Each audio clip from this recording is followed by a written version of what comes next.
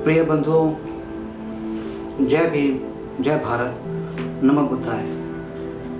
आज मुझे आपके सामने ये बताते हुए अत्यंत ही प्रसन्नता महसूस हो रही है कि मैं आज आपके सामने एक अभूतपूर्व कार्य करने जा रहा हूँ। जो अभूतपूर्व कार्य बाबा साहेब डॉक्टर भीमराव अंबेडकर जी ने 1956 में पूरा किया था, और वह कार्य था बौद्ध धर्म की महान पुस्तिका भगवान बुद्ध और उनका धम्म, बुद्ध एंड हिज धम्मा का पूरा करना। और आज मैं बाबा साहेब डॉक्टर भीमराव अंबेडकर जी द्वारा लिखी गई बौद्ध धम्म की इस महान पुस्तिका का आपके सामने मौखिक प्रस्तुतिकरण करने जा रहा हूँ, और मुझे उम्मीद है कि आप इस प्रस्तुतिकरण को आगे सब में बांटेंगे। पूरे देश को आप बताएंगे कि भगवान बुद्ध और उनका धम्म क्या कहता है। ज़्यादा समय ना गवाते हुए मैं शुरू करता हूँ।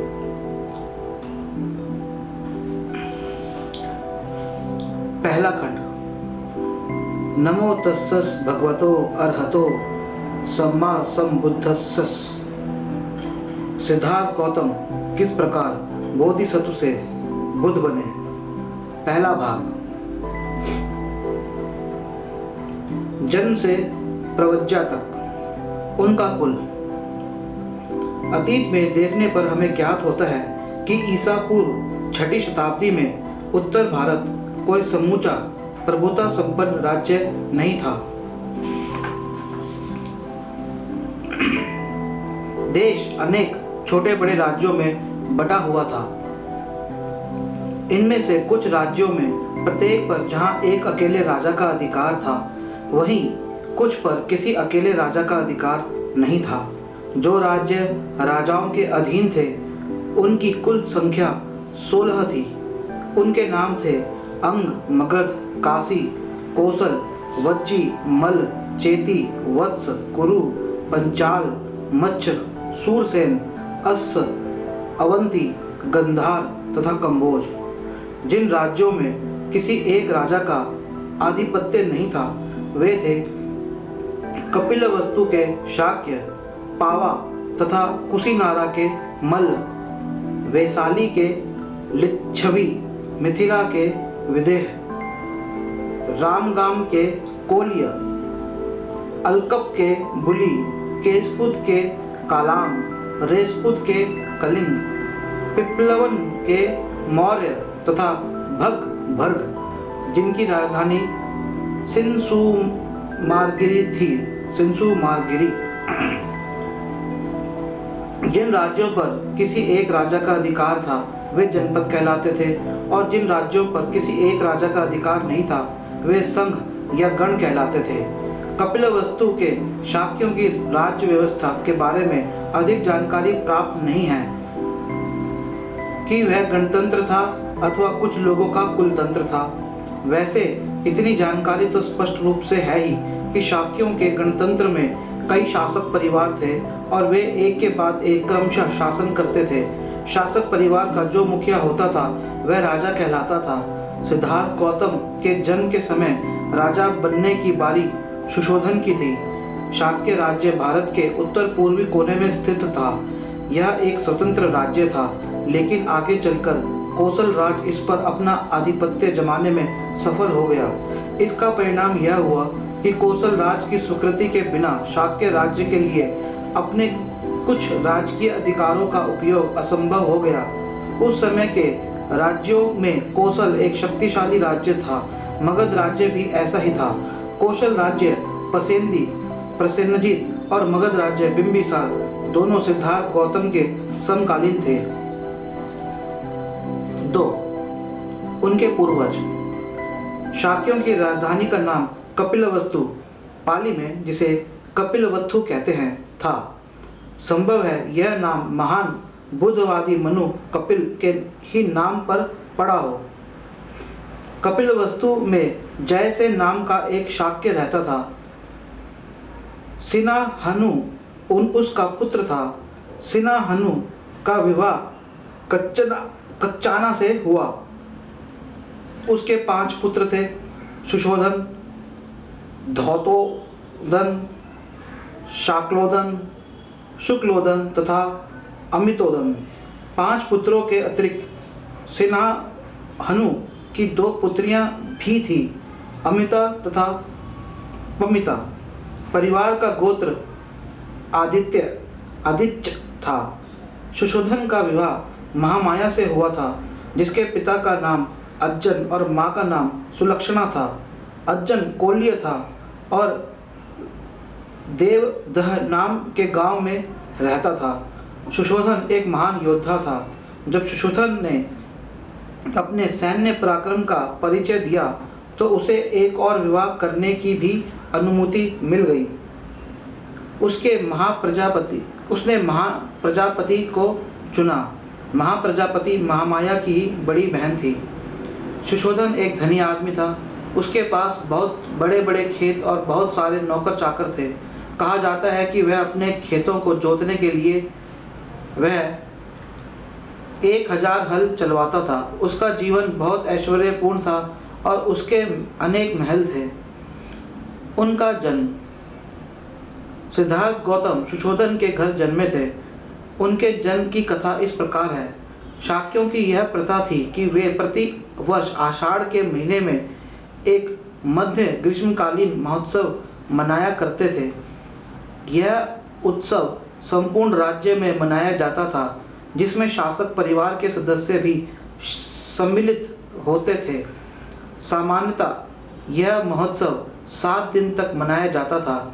एक बार महामाया ने उस उत्सव को बहुत ही उल्लास, भव्यता तथा फूलों एवं सुगंधियों के साथ मनाने का निश्चय किया, किंतु उसमें मादक पेय पदार्थों को सर्वथा वर्जित ही रखा गया। 7वें दिन वह प्रातःकाल जल्दी उठी, सुगंधित जल से स्नान किया, 4 लाख कर्षापणों का दान किया, सभी मूल्यवान गहनों से स्वयं को सुशोभित किया, मनपसंद भोजन किया, व्रत का संकल्प किया और तदंतर वह भव्यता के साथ सजाए गए राजकीय शयनागार में सोने के लिए चली गई। उस रात सुशोधन और महामाया का संपर्क हुआ और महामाया ने गर्भ धारण किया। राजकीय शैया पर पड़े पड़े उसे नींद आ गई। निंद्रा में महामाया ने एक स्वप्न देखा।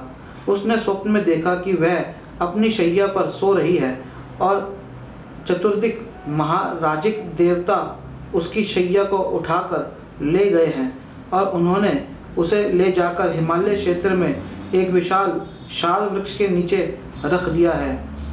वे देवता श्रेष्ठ पुरुष पास ही खड़े हैं। तब चतुरार्धिक महाराजिक देवताओं की देवियां वहां आई और उन्हें उठाकर मानसरोवर ले गई।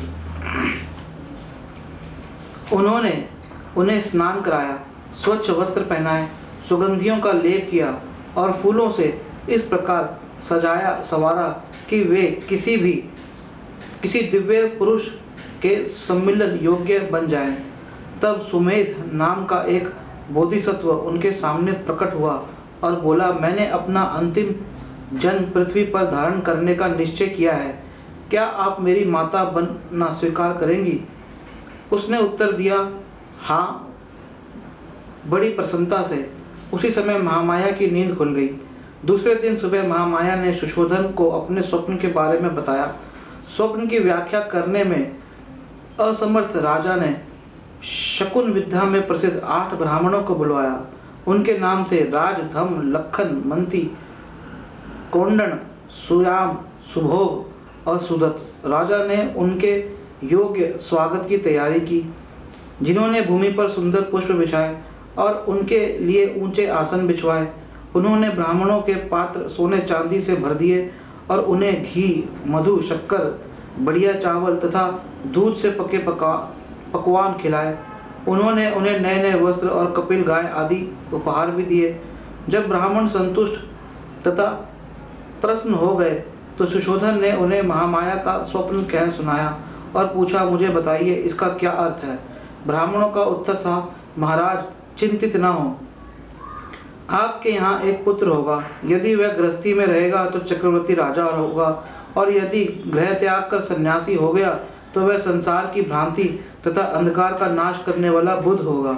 बोधिसत्व को पात्र में रखे तेल की तरह महामाया 10 चंद्रमास तक अपने गर्भ में धारण किए रही। प्रसव का समय समीप आया तो उसने अपने मायके में जाकर शिशु को जन्म देने की इच्छा व्यक्त की। अपने पति से उसने कहा, मैं अपने पिता के घर वेद देवदह जाना चाहती हूँ। सुशोधन ने उत्तर दिया, तुम जानती ही हो कि तुम्हारी इच्छा पूरी की जाएगी।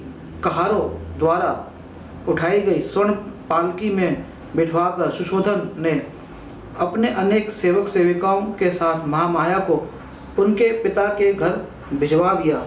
देवदह के मार्ग में महामाया को शाल वृक्षों तथा अन्य पुष्पित एवं अपुष्पित वृक्षों के एक उद्यान वन में से गुजरना था। वह लुम्बिनी वन कहलाता था।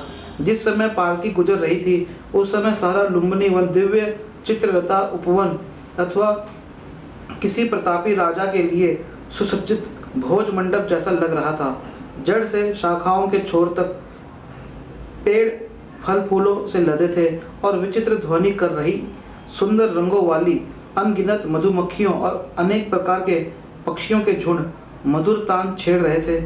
यह मनोरम दृश्य देखकर महामाया के मन में इच्छा उत्पन्न हुई कि वह कुछ समय वहां रुके और मनोविनोद करे। अतः उन्होंने पालकी उठवाने वालों को आज्ञा दी कि वे उसकी पालकी को शाल उद्यान में ले चलें और वहां प्रतीक्षा करें। महामाया पालकी से उतरी और चलकर एक सुंदर शाल वृक्ष के नीचे पहुंची। मंद मंद बह रही सुखद पवन वृक्षों की शाखाओं को छेड़ रही थी, जिससे वे ऊपर नीचे हो रही थी। महामाया का मन हुआ कि उनमें से एक शाखा को पकड़ ले। संयोगवश एक शाखा इतनी नीचे झुक गई कि वह उसे पकड़ सके। महामाया पंजों के बल खड़ी हो गई और उन्होंने वह शाखा पकड़ ली। तुरंत ही शाखा हिली और उसके साथ वह भी ऊपर की ओर उठ गई और उसके झटके से महामाया को प्रसव वेदना होने लगी। उस शाल वृक्ष की शाखा पकड़ते हुए खड़े खड़े ही महामाया ने एक पुत्र को जन्म दिया। ईसा पूर्व 563 वैशाख पूर्णिमा के दिन बालक ने जन्म ग्रहण किया। सुशोधन और महामाया का विवाह हुए बहुत समय बीत गया था, लेकिन उनकी कोई संतान नहीं हुई थी। अंत में उन्हें जब पुत्र लाभ हुआ तो सुशोधन उनके परिवार तथा शाक्यों द्वारा भी बहुत हर्ष सुशोधन उसके परिवार तथा शाक्यों द्वारा भी बहुत हर्ष धूमधाम तथा समारोह पूर्वक पुत्र का जन्मोत्सव मनाया गया। बालक के जन्म के समय कपिलवस्तु पर शासन करने की बारी सुशोधन की थी। वे राजा की उपाधि से गौरवान्वित हो रहे थे। स्वाभाविक तौर पर बालक भी राजकुमार ही कहलाया। 4 अस्थि का आगमन। जिस समय बालक का जन्म हुआ उस समय हिमालय में अस्थि नाम के एक बड़े मुनि रहते थे। अस्थि मुनि ने सुना कि देवतागण बुध शब्द के उच्चारण से आकाश को गुंजायमान कर रहे थे। उन्होंने देखा कि वे अपने वस्त्रों को उछालते हुए प्रसन्नता के मारे इधर उधर घूम रहे थे। वह सोचने लगे कि क्यों न मैं वहां जाऊं और उस स्थान का पता लगाऊं जहां बुध ने जन्म ग्रहण किया है। अस्थि मुनि ने समस्त जम्बू द्वीप पर अपनी दिव्य दृष्टि डालते हुए देखा कि सुशोधन के घर में उस दिव्य बालक ने जन्म ग्रहण किया था और वह अपनी प्रभा से प्रकाशमान हो रहा था। उसके ही जन्म पर देवतागण रोमांचित हो रहे थे। इसलिए इस महान मुनि अस्थि अपने भांजे नरदत्त के साथ उठ खड़े हुए और चलकर राजा सुशोधन के घर आए और उसके महल के द्वार पर आकर खड़े हो गए। अब अस्थि मुनि ने देखा कि सुशोधन के द्वार पर लाखों आदमी एकत्र हुए हैं। वह द्वारपाल के पास गए और बोले, हे पुरुष, जाओ और राजा को सूचना दो कि द्वार पर एक मुनि खड़े हैं। तब द्वारपाल राजा के पास गया और हाथ जोड़कर बोला, राजन, द्वार पर बहुत आयु के एक वृद्ध मुनि खड़े हैं और आपसे भेंट करने के इच्छुक हैं। राजा ने अस्थि मुनि के बैठने के लिए उचित आसन की व्यवस्था की और द्वारपाल से कहा, मुनि को अंदर आने दो। महल के बाहर आकर द्वारपाल ने अस्थि से कहा कृपया अंदर पधारिए। अस्ति मुनि तब राजा के पास आए और उसके सामने खड़े हो गए। वे बोले, राजन आपकी जय हो, राजन आपकी जय हो। आप चिरकाल तक जीवित रहें और आपके धर्म पर धर्मानुसार शासन करें। तब सुशोधन ने आदरपूर्वक अस्ति मुनि के चरणों में साष्टांग प्रणाम किया और उन्हें बैठने के लिए आसन दिया। तब उसने देखा कि अस्ति मुनि सुखपूर्वक आसीन हो गए हैं, तो सुशोधन से ने पूछा, मुनिवर, मुझे स्मरण नहीं है कि इसके पूर्व भी मुझे आपके दर्शन हुए हैं। आपके यहाँ आगमन का क्या उद्देश्य है, क्या कारण है? इस पर अस्ति मुनि ने राजा सुशोधन से कहा, राजन, तुम्हें पुत्र लाभ हुआ है, मैं उसे देखने की इच्छा से ही यहाँ आया हूँ। सुशोधन बोले, मुनिवर, बालक इस समय सोया हुआ है, क्या आप थोड़ी देर प्रतीक्षा करेंगे? मुनि बोले, राजन, इस तरह के दिव्य प्राणी देर तक नहीं सोते, वे तो स्वभाव से ही जागरूक होते हैं। तब बालक ने महान मुनि पर अनुकंपा करते हुए अपने जागने का संकेत किया। यह देखकर कि बालक जाग उठा है, सुशोधन ने उसे दृढ़तापूर्वक अपने दोनों हाथों में लिया और अस्ति मुनि के सामने ले आया। अस्ति ने देखा कि बालक 32 महापुरुष लक्षणों तथा 80 अनुव्यंजनों से युक्त है। उसका शरीर शुक्र और ब्रह्मा के शरीर से भी अधिक दीप्त है और उसका तेजोमंडल उनके तेजोमंडल से लाख गुना अधिक प्रदीप्त है। उसके मुंह से तुरंत यह रहस्यमय वाक्य निकला, निसंदेह जगत में यह अद्भुत पुरुष उत्पन्न हुआ है। वह अपने आसन से उठे, दोनों हाथ जोड़े और उसके पैरों में गिर पड़े। उन्होंने बालक की परिक्रमा की और उसे अपने हाथों में लेकर विचारमग्न हो गए। अस्ति मुनि पुरानी भविष्यवाणी से भली भांति परिचित थे, जिसके शरीर में गौतम की ही तरह के 32 महापुरुष लक्षण होंगे। वह इन 2 गतियों में से किसी एक को निश्चित रूप से प्राप्त होगा, तीसरी को नहीं। यदि वह ग्रस्त रहेगा तो वह चक्रवर्ती सम्राट बनेगा, लेकिन यदि वह गृह त्याग कर प्रव्रजित हो जाएगा तो सम्यकस्सम बुद्ध बनेगा। अस्ति मुनि को निश्चय था कि यह बालक ग्रस्त नहीं रहेगा। बालक की ओर देखकर अस्ति मुनि रो पड़े और आंसू बहाते हुए उन्होंने गहरी सांस भरी। सुशोधन ने अस्ति मुनि को आंसू बहाते और गहरी सांस लेते हुए देखा। उन्हें इस प्रकार रोता देखकर सुशोधन के रोंगटे खड़े हो गए। व्यथित होकर उसने अस्ति मुनि से निवेदन किया, हे मुनिवर, आप इस प्रकार क्यों रो रहे हैं, आंसू बहा रहे हैं और ठंडी सांस ले रहे हैं? मैं समझता हूँ कि अवश्य ही बालक के लिए भविष्य में कोई विपत्ति नहीं होगी। अस्ति मुनि ने राजा से उत्तर दिया, राजन, मैं बच्चे के लिए नहीं रो रहा हूँ, उसका भविष्य तो बिल्कुल निर्विघ्न है, मैं तो अपने लिए रो रहा हूँ। ऐसा क्यों? सुशोधन ने पूछा। अस्ति मुनि ने उत्तर दिया, मैं जरा जीर्ण हूँ, वह प्राप्त हूँ और यह बालक सम्यकस्सम बुद्ध होगा और इसके बाद वह अपने सिद्धांतों का उत्कृष्ट धम्म चक्र चलाएगा, जैसा उससे पहले संसार में किसी भी प्राणी ने नहीं चलाया।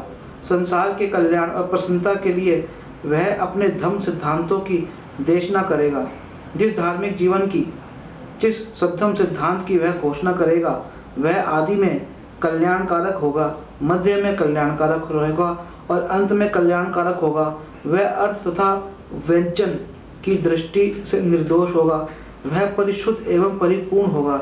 जिस प्रकार इस संसार में कभी कभार कहीं उन्दुबर गुलन का फूल पुष्पित होता है, उसी प्रकार अनंत युगों के बाद इस संसार में कभी कभार और कहीं कहीं बुद्धों का प्रादुर्भाव होता है। राजन, इसी प्रकार निसंदेह यह बालक श्रेष्ठतम सम्यकम बोधि लाभ करेगा और ऐसा करने के बाद असंख्य प्राणियों को इस दुखमय संसार के पार सुख की अवस्था में पहुंचाएगा। लेकिन मैं उन बुद्ध को नहीं देख सकूंगा, इसलिए राजन, मैं रो रहा हूँ और दुख के कारण ठंडी सांस भर रहा हूँ। मैं अपने जीवन में उन बुद्ध की पूजा नहीं कर पाऊंगा। तब राजन ने उस महान अस्ति मुनि और उसके भांजे नरदत्त को समुचित उत्तम भोजन से संतर्पित किया और उन्हें वस्त्र दान देकर उनकी परिक्रमा की। तब अस्ति ने अपने भांजे नरदत्त से कहा, नरदत्त, जब कभी तुम्हें यह सुनने को मिले कि यह बालक सम्यकस्सम बुद्ध हो गया है तो उनके पास जाकर उनकी शिक्षाओं में शरण लेना, यह तेरे सुख कल्याण और प्रसन्नता के लिए होगा। इतना कहकर अस्ति ने राजा से विदा ली और अपने आश्रम की ओर चला गया। इसके आगे का भाग हम अगली कड़ी में पढ़ेंगे, लेकिन आगे पढ़ने से पहले मैं आपसे कुछ कहना चाहता हूँ। एक लेखक के रूप में बहुत आवश्यक है कि आप अगर इस पुस्तिका को या किसी भी धर्म ग्रंथ को सुनते हैं तो कुछ बातों का ध्यान रखें। नैरेटिव स्ट्रक्चर, कहानी कहने का तरीका, हर जगह का अलग अलग तरीका होता है। यह देश काल परिस्थिति में भिन्न होता है और हम ये देखते हैं कि खास करके भारत में, क्योंकि प्राचीन कहानियाँ अधिकांशतर ब्राह्मणों द्वारा लिखी गई हैं। और किसी भी ग्रंथ को आप उठाइए, हर ग्रंथ में आप एक चीज़ पाएंगे कि बड़ी ही अच्छी भूमिका बांधी जाती है। हर जगह देवता, ब्रह्मा आदि जो भी ब्राह्मणी देवता हैं उनको एंट्री उनकी कराई जाती है। अगर मान लीजिए जैसे आज साईं हैं, हो सकता है कि आने वाले समय में कोई साईं जो कि बहुत प्रसिद्ध हो गए हैं आज, हालांकि ना वे किसी धर्म से थे, सिर्फ एक महापुरुष थे, और आने वाले समय में जब उन पर कोई ग्रंथ लिखा जाएगा तो भारत का जो ब्राह्मणकारी नैरेटिव स्ट्रक्चर, कहानी लिखने का तरीका है, वह यही होगा कि वह ये बताएंगे कि जब साईं पैदा हुए तो ब्रह्मा आए या देवता आए या इंद्र आए। तो आप इस ग्रंथ को जब आगे सुनेंगे तो इन बातों को आप ध्यान में ना रखें। बाबा साहेब डॉक्टर भीमराव अम्बेडकर जी द्वारा लिखा गया ग्रंथ बहुत से बौद्ध ग्रंथों से लिया गया है और बौद्ध ग्रंथ लिखने वाले पहले ब्राह्मण ही थे। यह नहीं है कि इसमें जो आप आगे सुनेंगे बुद्ध के विचारों को, उसमें कोई कमी हो सकती है या वे गलत हो सकते हैं, और ऐसा भी नहीं कि वे पूरी तरह से सही भी हो सकते हैं, क्योंकि बुद्ध के विचार ही उनके जन्म के मृत्यु के 200 या 300 या शायद 600 मतलब कई 100 सालों बाद लिखे गए, और तब तक वह बोले जाते थे, एक के द्वारा दूसरी पीढ़ी तक चलते रहे, और ऐसे ही भारत के सारे ग्रंथ लिखे गए। लेकिन एक समझदार व्यक्ति आप कैसे बने जो कि इन ग्रंथों को समझें। जैसे कि मैंने कल ही यह बात किसी से डिस्कस करी थी कि आप बौद्ध ने ये कहा, बौद्ध ने वो कहा से ज़्यादा ये देखिए कि बौद्ध का जीवन क्या रहा। बुद्ध का जीवन अगर हम देखते हैं तो बुद्ध का जीवन, जैसे कई लोग कहते हैं विपश्यना करी, उनको निर्वाण प्राप्त हुआ, ये वो, मुझे ऐसा कुछ नहीं लगता कि उन्होंने को कुछ कोई जादू की छड़ी हाथ में आ गई, ऐसा कुछ नहीं था। और ये बात आप समझ सकते हैं क्योंकि बुद्ध ने अपना पूरा जीवन भ्रमण में लगा दिया, संघ बनाने में लगा दिया, लोगों को समझाने में लगा दिया। तो जो व्यक्ति एक प्रैक्टिकल लाइफ में कर रहा था, भ्रमण कर रहा था, समझा रहा था, अगर कोई ऐसे जादू की छड़ी उसके हाथ में होती तो वो सबको बांट देता, सबको दे देता। और यही हम बुद्ध के विचार कई ग्रंथों में देखते हैं कि बुद्ध इन सब चीज़ों का खंडन करते हैं। तो हम ये बात ध्यान रखिए इस ग्रंथ को आगे सुनते हुए कि आप पहले तो किसी भी भारत के प्राचीन ग्रंथ को उठाएंगे, वहाँ पर ये देवी देवता आने, ये आने, मैं हर जगह के ऐसे ग्रंथ आपको बता सकता हूँ। राजस्थान के रामदेव हैं, उनके भी सेम ऐसे ही है, वो इनका अवतार थे, उनको आके दे दी। देखिए ब्राह्मणों की जो है ना पहले रिस्पेक्ट होती थी, हम कर सकते हैं, बुरी बात नहीं है, लेकिन उनका एक स्टाइल था। जैसे आज आप बॉलीवुड की फिल्में देखते हैं, जो अब तो थोड़ा चेंज हो गया है, एक बच्चा पैदा होता था, उसकी माँ को ये हो गया, उसको, तो वो एक नैरेटिव स्ट्रक्चर है, उससे आप अपने आप को दूर रखें। अब हम जो इसमें आगे पढ़ेंगे और जो आगे पढ़ेंगे और बुद्ध को उनके जीवन से समझने की कोशिश करें कि उनका जीवन जाति के खिलाफ था। उन्होंने वैश्या को भी दीक्षा दी, उन्होंने कोढ़ी को भी दीक्षा दी, उन्होंने गरीबों को भी दीक्षा दी, उन्होंने। प्रिय बंधुओं, जय भीम, जय भारत, नमो बुद्धाय। आज मैं आपके सामने बाबा साहेब डॉक्टर भीमराव अम्बेडकर जी द्वारा लिखित बौद्ध धर्म की महान पुस्तिका बुद्धा एंड स्तम्मा का हिंदी रूपांतर भगवान बुद्ध और उनका धर्म प्रस्तुत करने जा रहा हूँ। इस श्रृंखला में यह आज दूसरी कड़ी है। 5 महामाया का परिनिर्वाण। 5वें दिन नामकरण संस्करण किया गया। बालक का नाम सिद्धार्थ रखा गया। उसके गोत्र का नाम गौतम, पाली में गौतम था, इसलिए वह सिद्धार्थ गौतम के नाम से लोकप्रिय हुआ। बालक के जन्म और उसके नामकरण के हर्षोल्लास के बीच में ही महामाया अचानक बीमार पड़ गई और उसके रोग ने गंभीर रूप धारण कर लिया।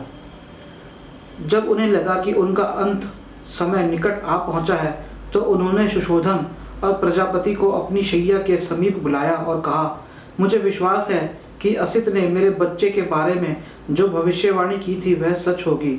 मुझे यही दुख है कि मैं उसे पूरा हुआ न देख सकूंगी।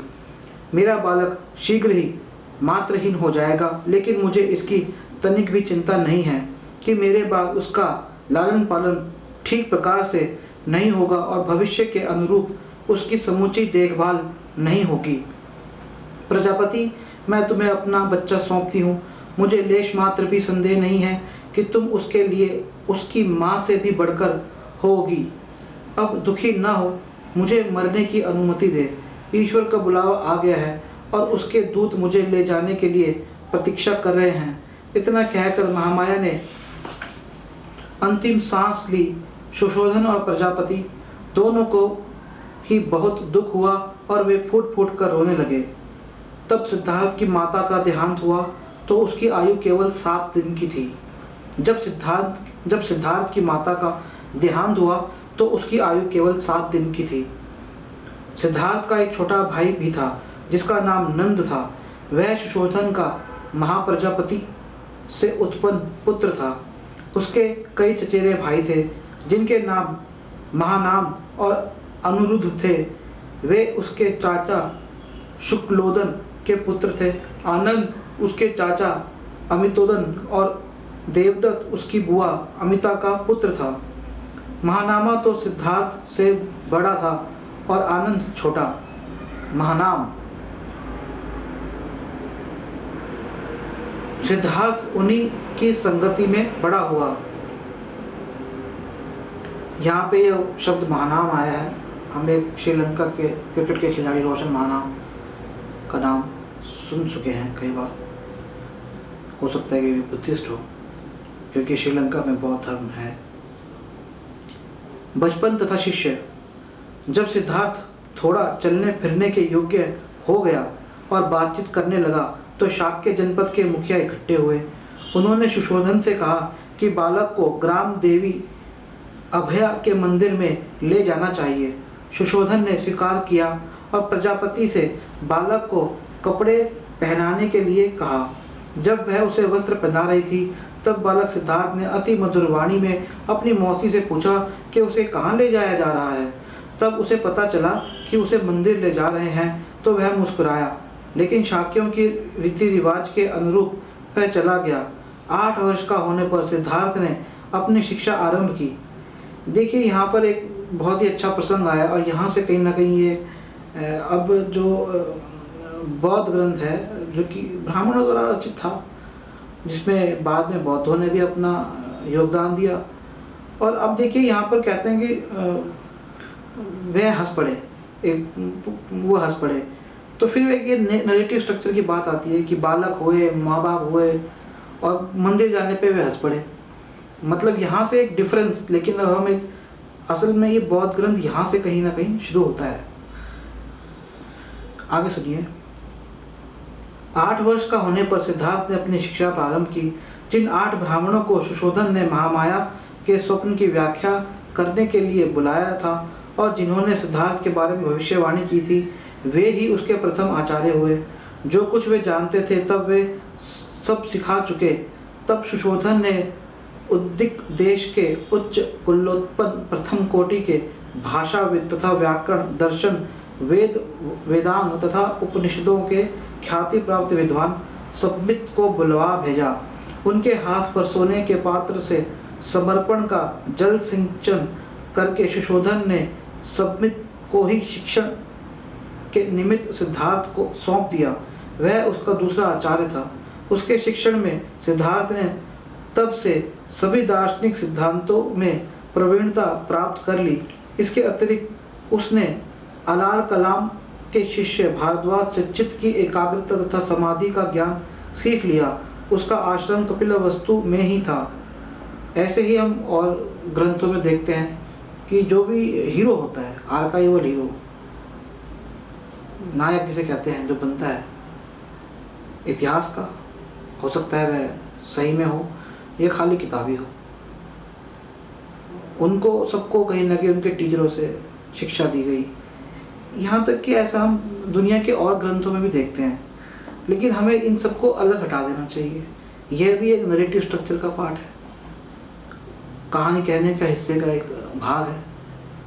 और मैं आगे आपको बताऊंगा कि कहाँ कहाँ हमें इससे एक बौद्ध ग्रंथ के रूप में लेना चाहिए।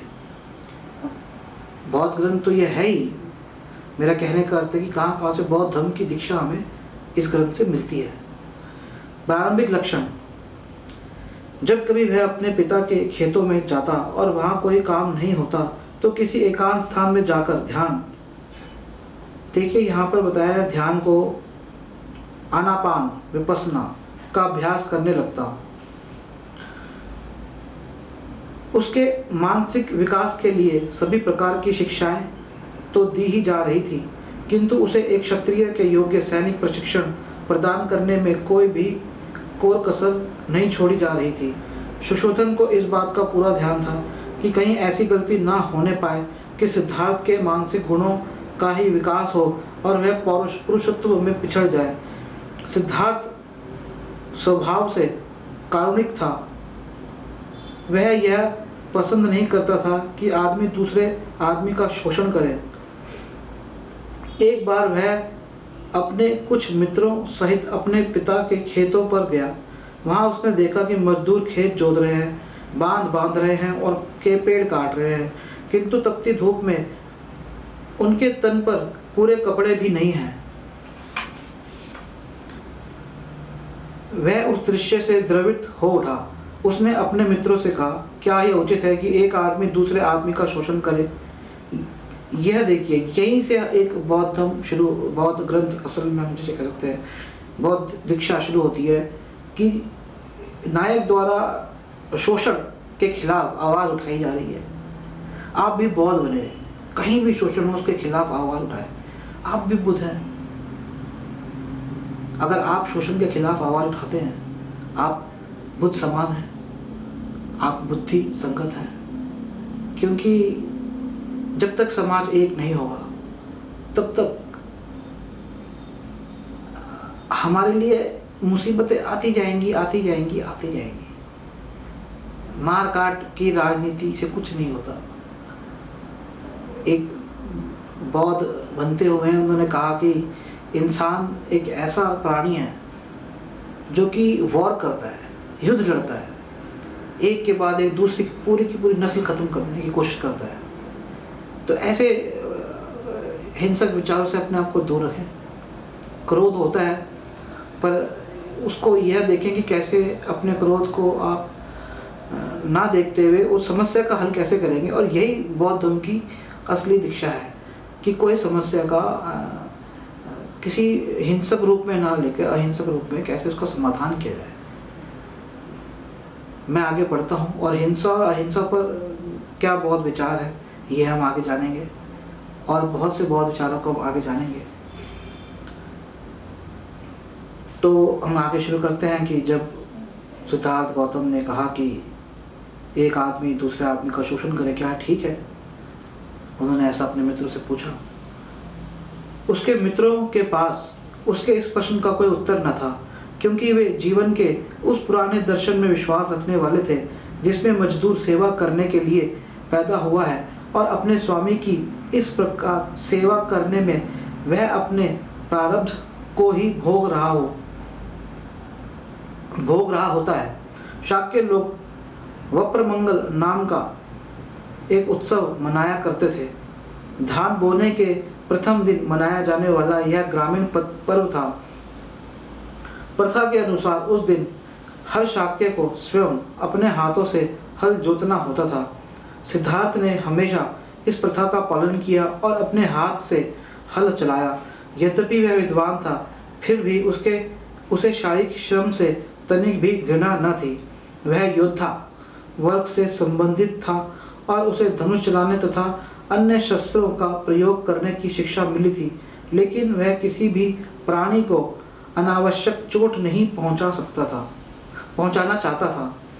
वह शिकारियों के दल के साथ जाने से मना कर देता था। उसके मित्र कहा करते थे, क्या तुम्हें शेरों से डर लगता है?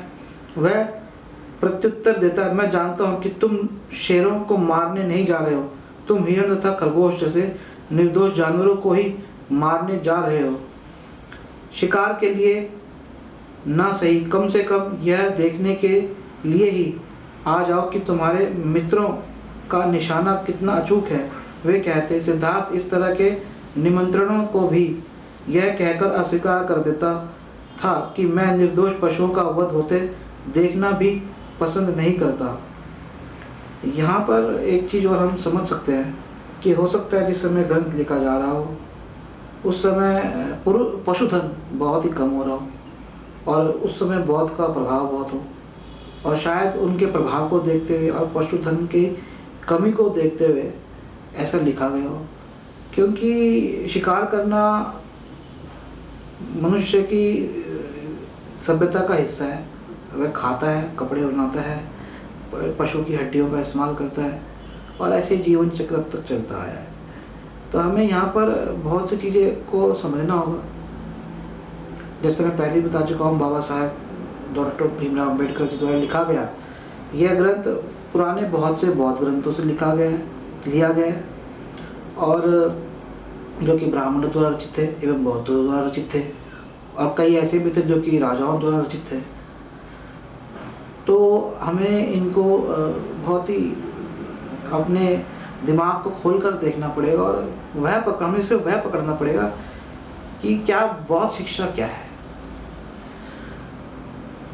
और इसके अंदर बाकी लोगों ने क्या क्या अपना मिलाया है, उसको भी हमें समझना पड़ेगा।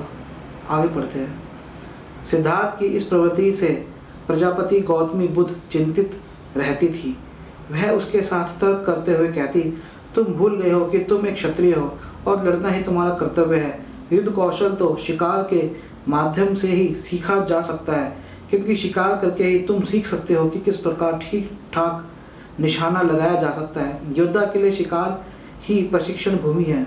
सिद्धार्थ बहुधा गौतमी से पूछा करता था, लेकिन माँ, एक क्षत्रिय को क्यों लड़ना चाहिए? और गौतमी उत्तर दिया करती थी, क्योंकि यह उसका कर्तव्य है। एक बात और हो सकती है कि जिस समय बौद्ध ग्रंथ लिखे गए हों उस समय हो सकता है कि हिंसा बहुत हो समाज में, इसलिए एक ऐसे नायक की जरूरत हो, और हो सकता है कि उससे पहले बौद्ध अहिंसा का प्रचार कर चुके हों और ऐसा नायक ग्रंथ लिखने वालों को उस समय मिल गया, उनके द्वारा उन्होंने यह बातें लिखी। लेकिन क्या हुई क्या नहीं हुई ये अब देखिए कि ज़्यादा उस पर नहीं चाहिए, क्योंकि किसे पता कि कौन माँ बेटे बचपन में क्या बातें कर रहे हैं। इनको हम ऐतिहासिक तौर पे संदर्भ में समझने की कोशिश करें कि जिस समय लिखा जा रहा था उस समय समाज में हिंसा बहुत थी। हिंसा बुरी चीज़ नहीं है, अति हिंसा की, अनावश्यक हिंसा, किसी निर्दोष पे हिंसा शायद वह बुरा है। लेकिन क्या बहुत विचार हैं इस पुस्तक द्वारा वह हम आगे पढ़ते हैं। सिद्धार्थ उसके उत्तर से कभी भी संतुष्ट नहीं होता था। वह गौतमी से पूछा करता था, माँ, यह तो बताओ कि ये एक आदमी का यह कर्तव्य कैसे हो सकता है कि वह दूसरे आदमी को मारे? गौतमी तर्क देती, यह मनोवृत्ति एक सन्यासी के लिए ही ठीक हो सकती है, लेकिन क्षत्रिय को तो अवश्य ही लड़ना चाहिए। यदि क्षत्रिय नहीं लड़ेगा तो राज्य की सुरक्षा कौन करेगा? लेकिन माँ, यदि सब क्षत्रिय परस्पर एक दूसरे से प्रेम करें तो क्या बिना किसी को मारे वे राज्य की सुरक्षा नहीं कर पाएंगे? इस पर गौतमी उसे उसके ही तर्क पर छोड़ देती थी। वह साथियों को अपने साथ बैठाकर ध्यान करने हेतु प्रेरित करने का प्रयास करता। वह उन्हें बैठने का ठीक तरीका सिखाता। वह उन्हें एक विषय पर अपना चित्त एकाग्र करना सिखाता। वह उन्हें ऐसे विचारों को चुनने के लिए कहता जैसे मैं प्रमुदित हूँ, मेरे संबंधी प्रमुदित हों, समस्त पशु पक्षी प्रमुदित हों। लेकिन उसके मित्र इन बातों को गंभीरता से नहीं लेते थे। वे उनकी हंसी उड़ाते थे। वे आंखें बंद करने पर ध्यान के विषय पर चित्त एकाग्र नहीं कर पाते थे। इसके विपरीत वे अपनी आंखों के सामने शिकार के लिए हिरण को पाते अथवा खाने के लिए मिठाइयाँ देखते। उनके माता पिता को उसका इस प्रकार एक पक्षीय ध्यान अच्छा नहीं लगता था। उन्हें लगता था कि यह क्षत्रिय जीवन के सर्वथा विपरीत है। सिद्धार्थ का विश्वास था कि ठीक विषयों पर चित्त की एकाग्रता, विश्वव्यापी मैत्री भावना।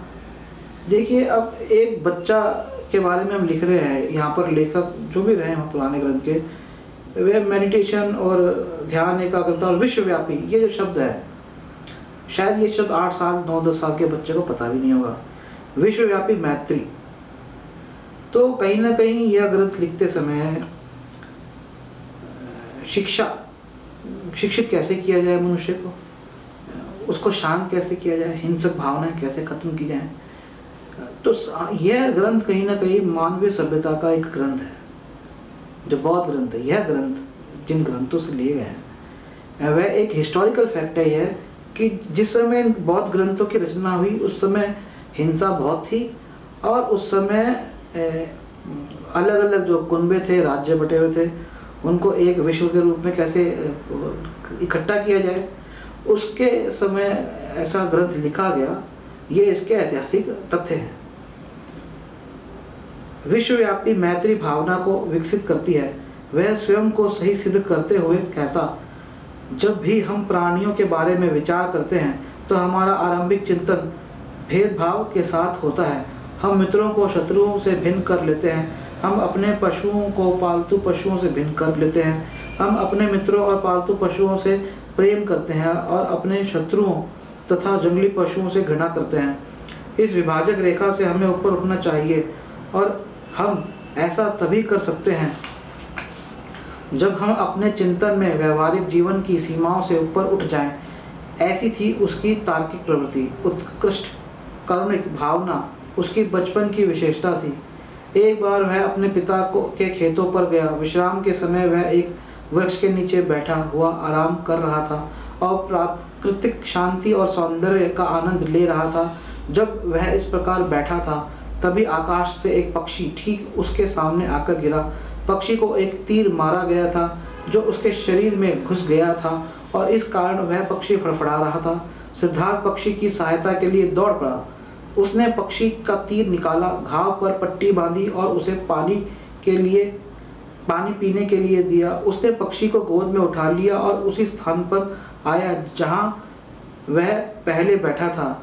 उसने अपने ऊपरी वस्त्रों में पक्षी को लपेट लिया और उसे गर्मी देने के लिए अपनी छाती से लगा लिया।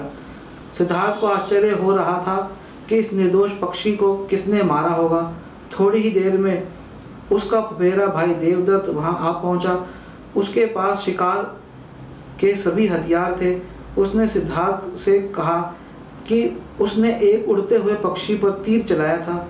पक्षी घायल हो गया, किंतु कुछ दूर उड़कर वह वहीं कहीं गिर गया था। उसने सिद्धार्थ से पूछा, क्या तुमने उसे देखा है? सिद्धार्थ ने हाँ कहकर उत्तर दिया और उसे वह पक्षी दिखाया जो अब पूरी तरह से स्वस्थ हो चला था। देवदत्त ने मांग की कि पक्षी उसे दे दिया जाए। सिद्धार्थ ने पक्षी देने से इनकार कर दिया। दोनों में घोर विवाद होने लगा। देवदत्त ने तर्क दिया कि वही पक्षी का मालिक है, क्योंकि शिकार के नियमों के अनुसार जो पक्षी को मारता है पक्षी उसी का होता है। सिद्धार्थ ने नियम की वैधता को अस्वीकार कर दिया। उसने तर्क दिया कि जो किसी की रक्षा करता है वही उसका स्वामी होने का दावा कर सकता है, भला मारने वाला किसी का स्वामी कैसे हो सकता है? दोनों में से एक भी पक्ष झुकने को तैयार न था। मामला मध्यस्थ निर्णय के लिए न्यायालय तक जा पहुंचा। न्यायालय ने सिद्धार्थ के पक्ष में निर्णय दिया। देवदत्त तभी से सिद्धार्थ का स्थायी बैरी बन गया, लेकिन सिद्धार्थ की करुणा की भावना इतनी महान थी कि उसने फुफेरे भाई की सद्भावना प्राप्त करने की अपेक्षा एक निर्दोष पक्षी की जान बचाने को ही प्राथमिकता थी। सिद्धार्थ गौतम के आरंभिक जीवन के आचरण में ऐसी ही विशेषताएं थी। देखिए, यहाँ पर एक चीज और तथ्य सामने आ रहा है। कहीं ना कहीं ये जो बौद्ध ग्रंथ लिखे गए या जिस ग्रंथों से यह ग्रंथ की रचना की गई है, उस समय कहीं ना कहीं यह उस समय के राजाओं की या उस समय के विचारकों की या सामाजिक विशेष जो वैज्ञानिक थे उनकी कहीं ना कहीं यह कोशिश थी कि कैसे खेती को आगे बढ़ाया जाए। क्योंकि हम यह देखते हैं, और मैंने ब्रिटेन का हिस्ट्री भी पढ़ी है, 1500 साल पुरानी हिस्ट्री, उसमें यह है कि पशु का जो व्यापार होता है वह बहुत अच्छा चलता है। और क्योंकि इंसान ने जिन जिन लोगों ने ज़मीन पर कब्जा किया, उसके बाद जो वहाँ पर रहने वाले बाकी लोग थे, या किसी तरह से उनको या तो गुलाम बनाकर या उनके साथ मिलके ज़मीन की सफाई करी, पेड़ काटे और खेत बनाए। तो अब खेतों में काम करने के लिए लोगों की ज़रूरत है, लेकिन लोगों का पशुपालन से ही जीवन चल रहा है। तो कैसे एक दूसरी सभ्यता का विकास किया जाए, और हो सकता है वहाँ पे पशुधन की कमी पड़ रही हो, तो कैसे एक सामाजिक एक तालमेल बिठाया जाए, एक इकोनॉमिक तालमेल बिठाया जाए, जिससे कि कहीं ना कहीं जो एक नई सभ्यता के विकास किया जा रहा है वह विकास किया जाए, अर्थात खेती का विकास। यहाँ पर इस बौद्धिक ग्रंथों से हमें पता लगता है कि खेती के विकास की ओर, क्योंकि इससे पहले सिद्धार्थ गौतम को खेत में दिखाया गया है कि मजदूर कर रहे हैं काम खेत में और वह कहते हैं यह शोषण है। यहाँ पर वह फिर पशु को काटने की बात करते हैं। तो कहीं ना कहीं एक व्यवस्था को चेंज करने की, कहीं ना कहीं मुझे बल्कि यह भी दिख रहा है कि इसमें कैसे जनसंख्या को जो है काम में लगा दिया जाए, खेती में लगा दिया जाए, एकाग्रचित्त करने की बात करें, लड़ाई ना करें, उनको कैसे हम जो है काम पे लगा दें। ये चीज़ कहीं ना कहीं इस ग्रंथ से आ रही है, और यह राजनीतिक ग्रंथ ही मानिए, बाबा साहब ने खुद कहा है कि हमारे सारे धार्मिक ग्रंथ राजनीतिक ग्रंथ। राजनीतिक से गलत अर्थ निकाली, राजनीतिक का अर्थ है कि उस समय राज व्यवस्था, या मैं इसे एक चीज़ और कहता हूँ कि ये हमारे सब सभ्यता के विकास के ग्रंथ है, कि कैसे हमारी सिविलाइजेशन का विकास हुआ। तो उस रूप से आप इसको समझिए, और आगे हम जारी रखेंगे तीसरी कड़ी में। जय भीम, जय भारत, नमो बुद्धाय। प्रिय बंधुओं, जय भीम, जय भारत, नमो बुद्धाय। आज मैं आपके सामने बाबा साहेब डॉक्टर भीमराव अंबेडकर जी द्वारा लिखे गए बौद्ध ग्रंथ बुद्धा एंड हिज धम्मा का हिंदी रूपांतर भगवान बुद्ध और उनका धम्म की तीसरी कड़ी प्रस्तुत करने जा रहा हूँ। इस तीसरी कड़ी में मैं पहले खंड का 8वां भाग प्रस्तुत करता हूँ, विवाह। दंडपाणि नामक एक शाक्य था। यशोधरा उसकी पुत्री थी। अपने सौंदर्य और शील के लिए वह प्रसिद्ध थी। यशोधरा अपने 16वें साल में पहुंच गई थी और दंडपाणि उसके विवाह के बारे में विचार कर रहा था। प्रथा के अनुसार दंडपाणि ने अपने सभी पड़ोसी देशों के तरुणों को अपनी लड़की के स्वयंवर में सम्मिलित होने का आमंत्रण भेजा। सिद्धार्थ गौतम के पास भी एक आमंत्रण भेजा गया। सिद्धार्थ गौतम का 16वां वर्ष पूरा हो चुका था। उसके माता पिता भी उसकी शादी के लिए उतने ही इच्छुक थे। उन्होंने सिद्धार्थ को स्वयंवर में जाने और यशोधरा का पानी ग्रहण करने को कहा। उसने अपने माता पिता की इच्छा पूरी करना स्वीकार कर लिया। स्वयंवर में पधारे तरुणों में से यशोधरा ने सिद्धार्थ गौतम को ही चुना। दंडपाणि अधिक प्रसन्न नहीं था। उसे उन दोनों के दाम्पत्य जीवन की सफलता में संदेह था। उसे लगा कि सिद्धार्थ को तो साधु संतों की संगति की लत लगी हुई है। वह एकांत को प्राथमिकता देता है। वह कैसे एक सफल सदगृहस्थ बन सकेगा। यशोधरा ने निश्चय कर लिया था कि वह सिद्धार्थ गौतम से ही विवाह करेगी। उसने अपने पिता से पूछा कि क्या साधु संतों की संगति में रहना कोई अपराध था। यशोधरा ऐसा नहीं समझती थी। जब यशोधरा की माता को अपनी पुत्री के इस संकल्प का पता चला कि वह गौतम को छोड़कर किसी और से विवाह नहीं करेगी, तो उसने दंडपाणि से कहा कि वह विवाह हेतु स्वीकृति दे दे। दंडपाणि ने स्वीकृति दे दी। गौतम के प्रतिद्वंदी केवल निराश ही नहीं हुए, वरन उन्हें लगा कि उनका अपमान किया गया है। वे चाहते थे कि उनके प्रति न्याय करने के लिए ही यशोधरा को वर का चुनाव करने से पहले किसी न किसी प्रकार की परीक्षा लेनी चाहिए, किंतु उसने ऐसा नहीं किया। कुछ समय वे चुप रहे। उनका विश्वास था कि दंडपाणि तो यशोधरा को गौतम का चुनाव करने की अनुमति देगा नहीं, और तब उसका उद्देश्य यूं ही पूरा हो जाएगा। लेकिन जब दंडपाणि असफल रहा तो उन्होंने साहस जुटाया और मांग की कि वे लक्ष्य भेद की एक परीक्षा होनी चाहिए। दंडपाणि को यह प्रस्ताव स्वीकार करना पड़ा। पहले तो सिद्धार्थ इसके लिए तैयार न थे, लेकिन उसके सारथी छंदक ने उसे बताया कि यदि वह अस्वीकार करेगा तो उसके पिता, उसके परिवार तथा यशोधरा के लिए भी कितने अपमान की बात होगी। सिद्धार्थ गौतम उसके तर्क से बहुत प्रभावित हुआ और उसने उस प्रतियोगिता में सम्मिलित होना स्वीकार कर लिया। प्रतियोगिता आरंभ हुई। प्रत्येक प्रतिद्वंदी ने बारी बारी से अपना अपना कौशल दिखाया। सबके अंत में गौतम की बारी आई, किंतु उसी का लक्ष्य भेद सर्वश्रेष्ठ सिद्ध हुआ। इसके बाद विवाह संपन्न हुआ। सुशोधन और दंडपाणि दोनों को प्रसन्नता हुई। इसी प्रकार यशोधरा और महाप्रजापति भी बहुत प्रसन्न थे। वैवाहिक जीवन के लंबे समय के बाद यशोधरा ने एक पुत्र को जन्म दिया। उसका नाम राहुल रखा गया।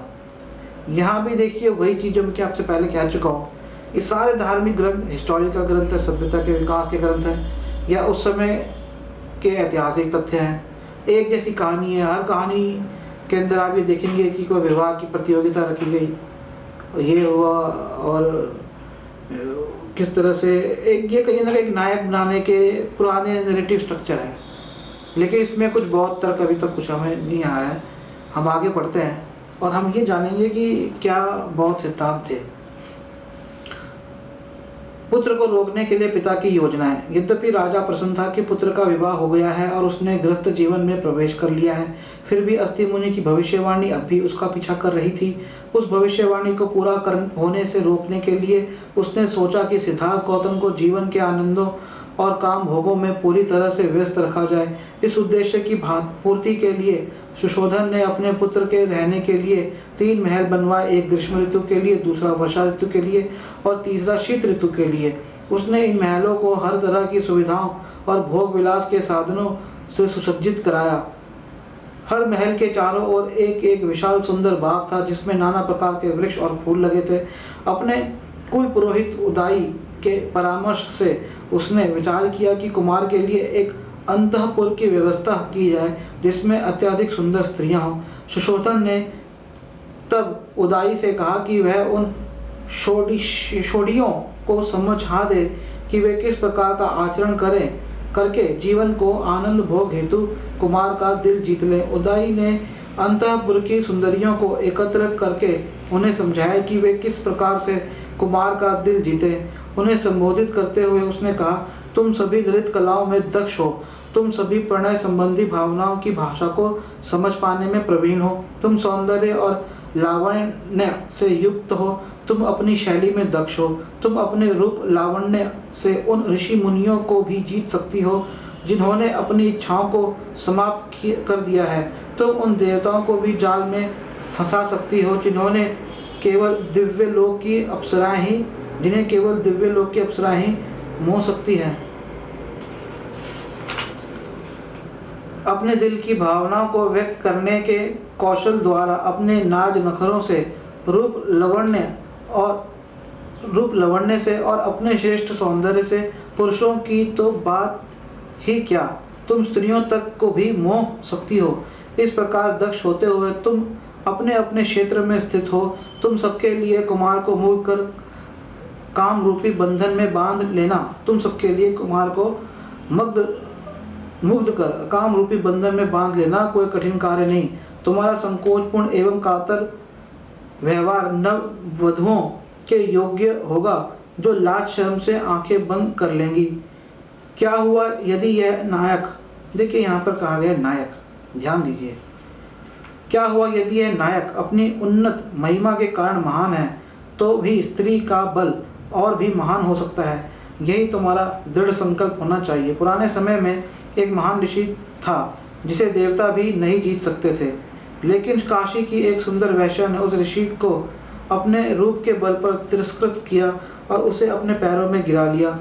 वह महान ऋषि विश्वामित्र यद्यपि गहन तपश्चर्या में लीन था तो भी घृताची नाम की अप्सरा ने उसे 10 वर्षों तक जंगल में बंदी बनाकर रखा था। इस प्रकार के अनेक ऋषि मुनियों को ऐसी स्त्रियों ने निष्क्रिय बना दिया। इस नाजुक कुमार की तो बात ही क्या है, इस कुमार ने तो अभी तरुणाई में प्रथम पग भी बढ़ाया है। जब ऐसी स्थिति है तो तुम साहसपूर्वक प्रयास करो ताकि राजा के परिवार की भावी पीढ़ी उससे अलग ना होने पाए। सामान्य स्त्रियां साधारण आदमियों को मोह लेती हैं, किंतु सही अर्थों में स्त्रियां वे ही होती है जो कि कठोर स्वभाव के श्रेष्ठ मनुष्य को भी अपने वश में कर ले।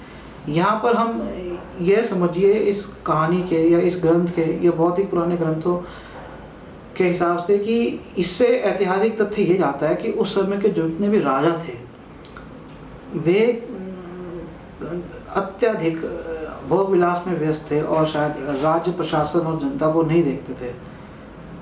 यही इससे मतलब निकलता है। इसका मतलब यह नहीं है कि कोई संन्यास ले ले और या स्त्रियाँ बुरी हैं। और ये जो एक बात अक्सर भारत के ग्रंथों में देखी गई है कि ऋषि मुनियों को अप्सराओं ने ऐसी बातें कि सुंदर स्त्रियों में वो मोह गए, यह तो एक नॉर्मल स्वभाव है, यह एक प्राकृतिक स्वभाव है और अच्छी बात है, ऐसा होना भी चाहिए। यह मेरा मानना है। ग्रंथों में क्या लिखा है उससे अलग मैं अपनी राय देना चाहता हूँ कि यह एक जीवन का हिस्सा है। और इससे हमें यह समझना चाहिए कि अब जैसे कि कहा कि किसी ने किसी ऋषि मुनि को 10 साल तक बंधक बना लिया, इसका मतलब ये नहीं कि उस स्त्री ने उसको बंधक बना लिया, इसका मतलब 10 वर्ष तक हो सकता है कि उन्होंने उसके साथ जीवन जिया, बस यह इसका अर्थ है।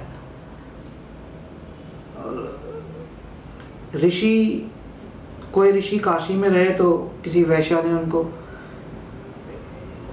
अपने रूप में फंसा लिया। इन सब का अर्थ सिंपल यही निकलता है कि कहीं ना कहीं यह कोशिश रही कि जो भारत के वे लोग रहे जिनके हाथ में राज सत्ता रही या जिनके हाथ में शिक्षा की सत्ता रही, अर्थात ब्राह्मण और क्षत्रिय, इनसे भारतीय जनता यह चाहती रही कि ये जीवन में स्त्रियां, अत्यधिक भोग विलास और अत्यधिक लग्जरियस लाइफ जिसे हम कहते हैं,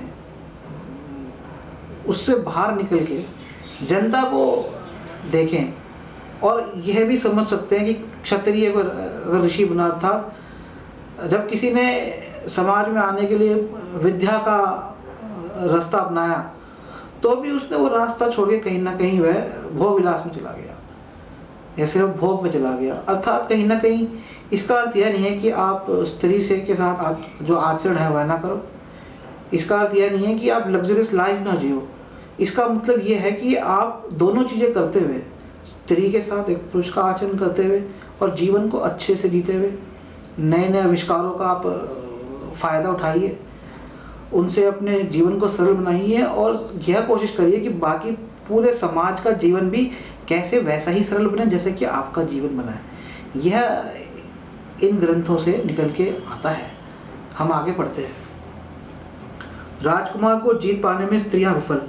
उदय के ये शब्द सुनकर स्त्रियों के हृदय में उत्तेजना पैदा हो गई और कुमार को जीतने के लिए वे अपनी सीमा से आगे बढ़ गई, लेकिन अपनी भ्रूभंगिमाओं, अपने कटाक्षों, अपने मुस्कुराहटों, अपने राज नखरों, अपने कोमल अंग संचालनों के बावजूद अंतःपुर की उन षोडशियों को स्वयं पर कतई भरोसा नहीं था। लेकिन परिवार के पुरोहित उदय के नियंत्रण और कुमार के कोमल स्वभाव तथा प्रेम मत की शक्ति के कारण उन्होंने पुनः स्व-विश्वास प्राप्त कर लिया। तब स्त्रियां अपने काम में लग गई और कुमार की स्थिति ऐसी कर दी कि जैसी हिमालय के जंगल में विचरते हुए हथनी समूह से घिरे हुए हस्ती राज की होती है। देखिए, हिमालय में हाथी मैंने तो देखा नहीं, इसलिए हम ये समझें कि ग्रंथ सारे भाषा को सुंदर कैसे बनाया जाए, अलंकृत कैसे किया जाए, ग्रंथों में ये सब चीज़ें भी होती हैं, उन्हें तथ्यों के रूप में ना लें। उन स्त्रियों से घिरा हुआ वह राजकुमार उस मनोहर उद्यान में ऐसे ही सुशोभित था जैसे सूर्य देवता अपने दिव्य उद्यान में अप्सराओं से घिरा हो। उनमें से कुछ ने रागातिरेक से उसे धीरे से धकेल कर अपनी छातियों से दबाया, कुछ दूसरियों ने लड़खड़ाने का बहाना करते हुए उसे जोर से अपनी बाहों में भर लिया। तब अपने कंधों को उसके ऊपर झुकाकर अपने लता जैसे हाथ उसके ऊपर रख दिए। कुछ दूसरियों ने अपने सुरा गंध रक्तवर्ण होठों वाले मुख से उसके कान में फुसफुसाया, मेरी रहस्यपूर्ण बातें सुनो। कुछ दूसरियों ने इत्रों से भीगे वस्त्रों में उसे आज्ञा देने की मुद्रा में उसके दोनों हाथों को जोड़कर कहा, श्रृंगार का अनुष्ठान करो। दूसरी नीलांबरा सुरा से मत होने का बहाना बनाते हुए अपनी जीभ दिखाते हुए खड़ी हो गई, जैसे रात के समय बिजली कौंध रही हो। कुछ अन्य सुंदरियां सुनहरे घुंघरुओं को छनछनाती इधर उधर घूम रही थीं और अपने महीन वस्त्रावृत शरीर का प्रदर्शन कर रही थी। अन्य हाथ में एक अम्ब शाखा को पकड़े झुकी हुई अपनी स्वर्ण कलश जैसी छातियों का प्रदर्शन कर रही थी। कुछ कमलों के बीच से निकल कर कमल लिए कमल नयनों वाली पद्म मुख राजकुमार के पास कमल देवी पद्मा के सम्मान खड़ी थी। एक अन्य ने उचित हाव भाव के साथ सरल अर्थ वाला एक मधुर गीत गाया ताकि वह संयत कुमार भी उत्तेजित हो जाए। उसकी दृष्टि कह रही थी, अरे तुम किस मोह जाल में पड़े हो।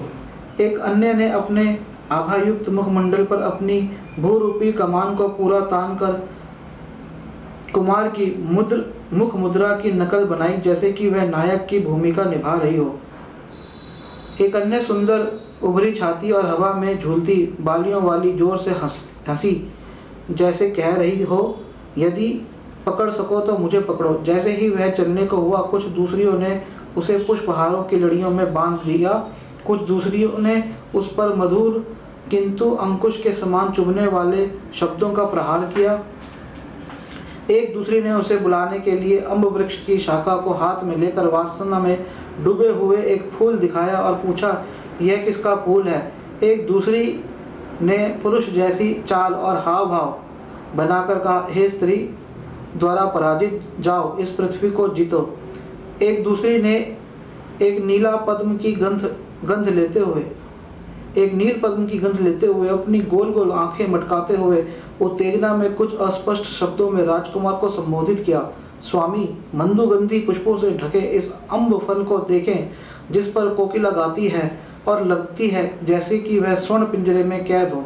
यहाँ आए और इस अशोक वृक्ष को देखें, जो प्रेमियों का शोकवर्धक है और जहाँ मधुमक्खियाँ ऐसे गुजार रही हैं मानो वे अग्नि दग्ध हों। यहाँ अशोक वृक्ष नाम लिया गया है। मुझे ऐतिहासिक तथ्य नहीं पता कि किस वृक्ष का नाम अशोक वृक्ष का, पर अवश्य ही यह ग्रंथ जिन ग्रंथों से लिया गया है वह सम्राट अशोक के बाद या उनके समय लिखे गए हैं, ऐसा मुझे प्रतीत होता है। यहाँ आए और अम्ब लतिका से लिपटे इस तिलक वृक्ष को देखें, मानो श्वेत वस्त्रों में कोई पुरुष किसी पीत वस्त्र धारणी स्त्री से निपटा हो। अंगूरी रस की तरह प्रकाशमान पुष्पित इस कुरवक वृक्ष को देखें, जो इस प्रकार झुका हो मानो स्त्रियों के नखों की लाली से रंजित हुआ हो। इस तरुण अशोक को देखें, जिसकी नई नई शाखाएं चारों ओर से ढके हैं। यह ऐसे खड़ा है मानो यह हमारे हाथों के सौंदर्य को देखकर लज्जा से गड़ रहा हो। इस झील को ही देखें, जिसके तट पर सिंधवार उगी है, मानो श्वेत वस्त्र में एक सुंदर रमण लेटी हुई हो। स्त्री जाति की राजसी समर्थन देखो, पानी में वह चकवी आगे आगे चलती है और उसका नर पीछे पीछे चलता है, मानो वह उसका दास हो।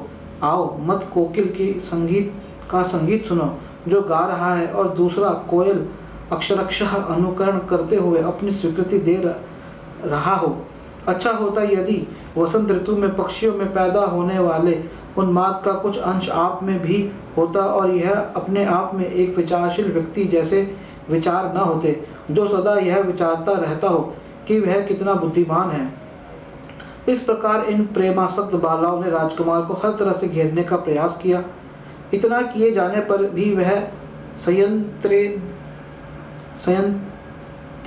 न प्रसन्न हुआ न मुस्कुराया।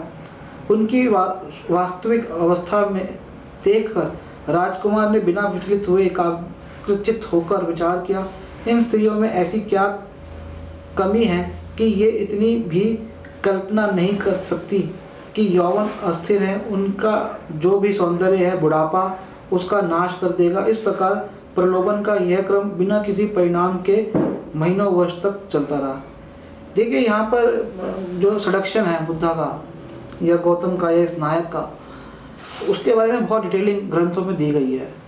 अलग अलग बताया गया कि कैसे सडक्शन अर्थात कि कैसे जब एक नर या मादा एक दूसरे को काम भोगने के लिए, जो हम कहते हैं सेक्स के लिए तैयार करते हैं, उसका बहुत डिटेल से, बहुत गहराई से बताया गया है, अलग अलग तरीक़ों से बताया गया है। कहीं ना कहीं यह कोशिश है कि पढ़ने वाले पाठक या सुनने वाले श्रोता श्रवण जब ये सुने उन पर ऐसा असर हो कि वे कम करें का अर्थात ना करें नहीं है, कम करें का अर्थात यह है कि वे जीवन की और चीज़ें, जैसे कि मैंने कहा पहले भी कि कहीं ना कहीं यह ग्रंथ ऐतिहासिक तथ्य बताता है कि पशुपालन से मनुष्य को किस तरह से खेती में लगाया जाए।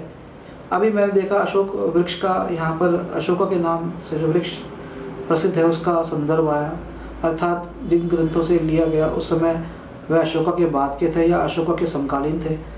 और अशोका के समय हम देखते हैं कि एक बड़े साम्राज्य का विकास हुआ।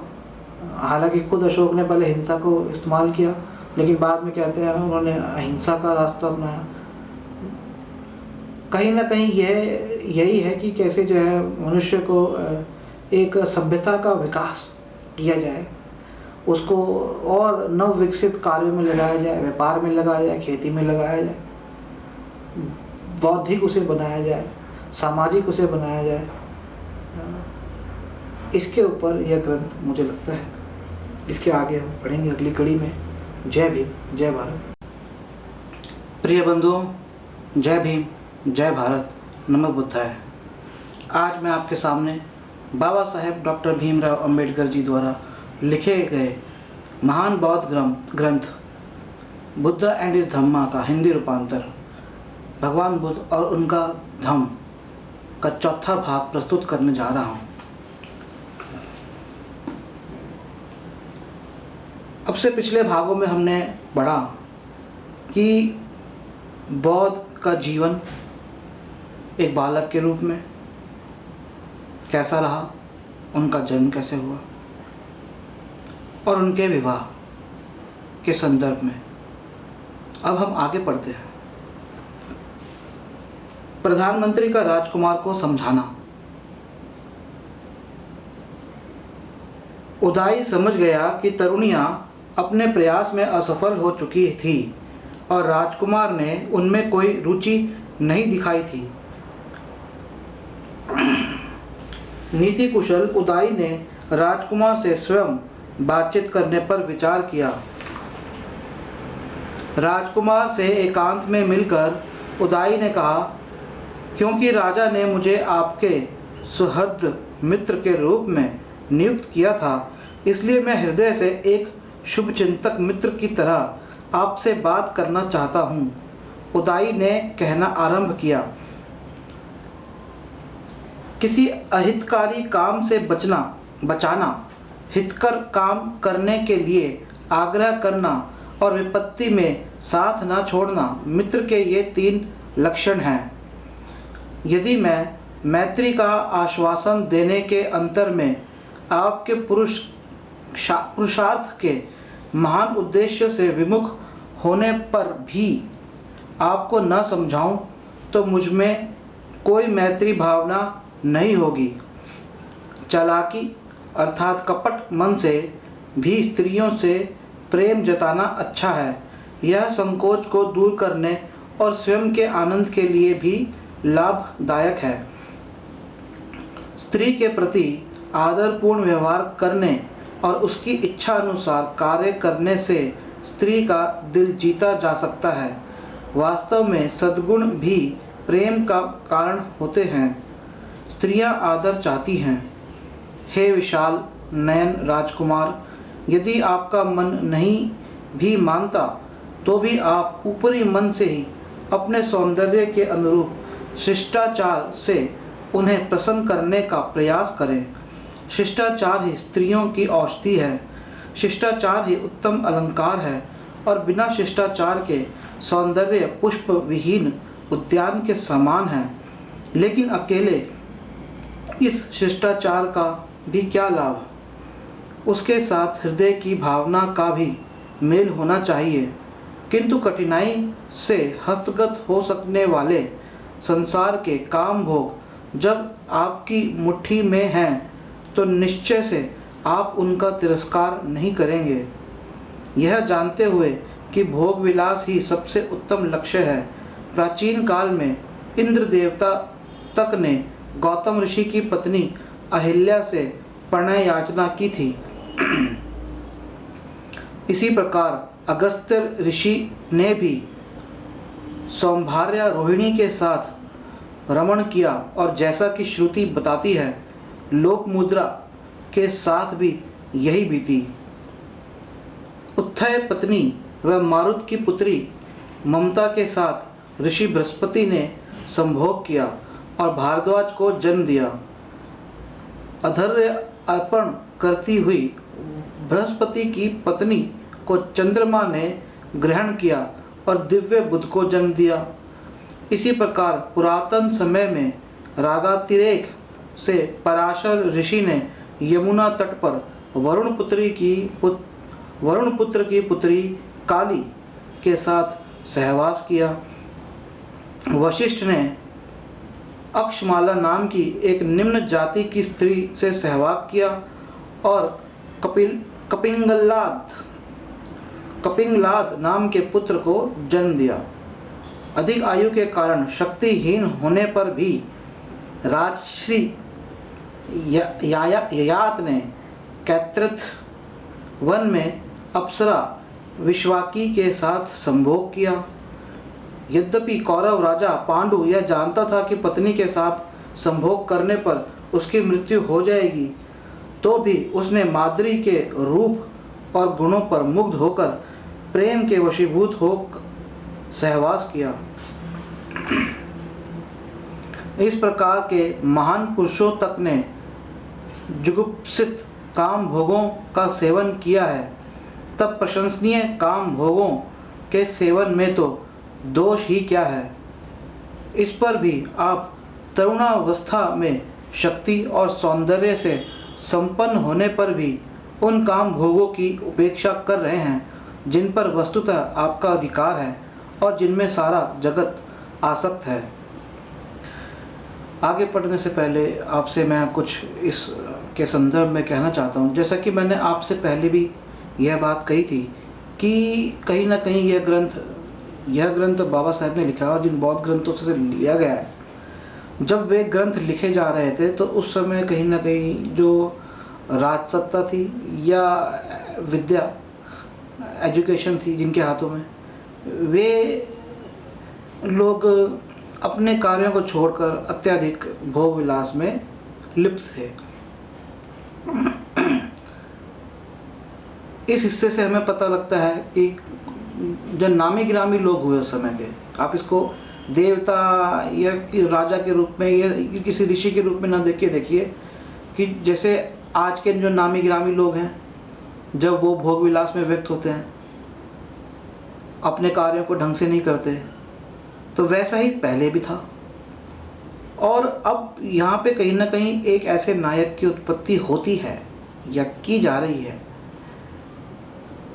जो कि इनसे अलग हो और जो समाज का देखे। मैं यहाँ पर कहूँगा कि नायक की उत्पत्ति नहीं की जा रही, बल्कि वाकई में एक नायक हुआ था। कल रात को मैं चार्ल्स एलन, ब्रिटिश राइटर हैं, उनकी पुस्तिका अशोका पढ़ रहा था और जहाँ तक मैंने पढ़ी है वहाँ से यही बात निकल के आती है कि बुद्ध हुए हैं भारत में और इसके प्रमाण भी बथेरे हैं, न सिर्फ भारत में बल्कि भारत के बाहर के देशों में भी। तो इस ग्रंथ को आगे पढ़ने से पहले अगर किसी में यह संदिग्धता है, और शायद मेरे में भी थी, परंतु चार्ल्स एलन द्वारा लिखी गई पुस्तिका अशोका जो कि सन 2012 में ही आई है, आप उसे पढ़ सकते हैं और आप भी समझेंगे कि बुद्ध वाकई में हुए थे।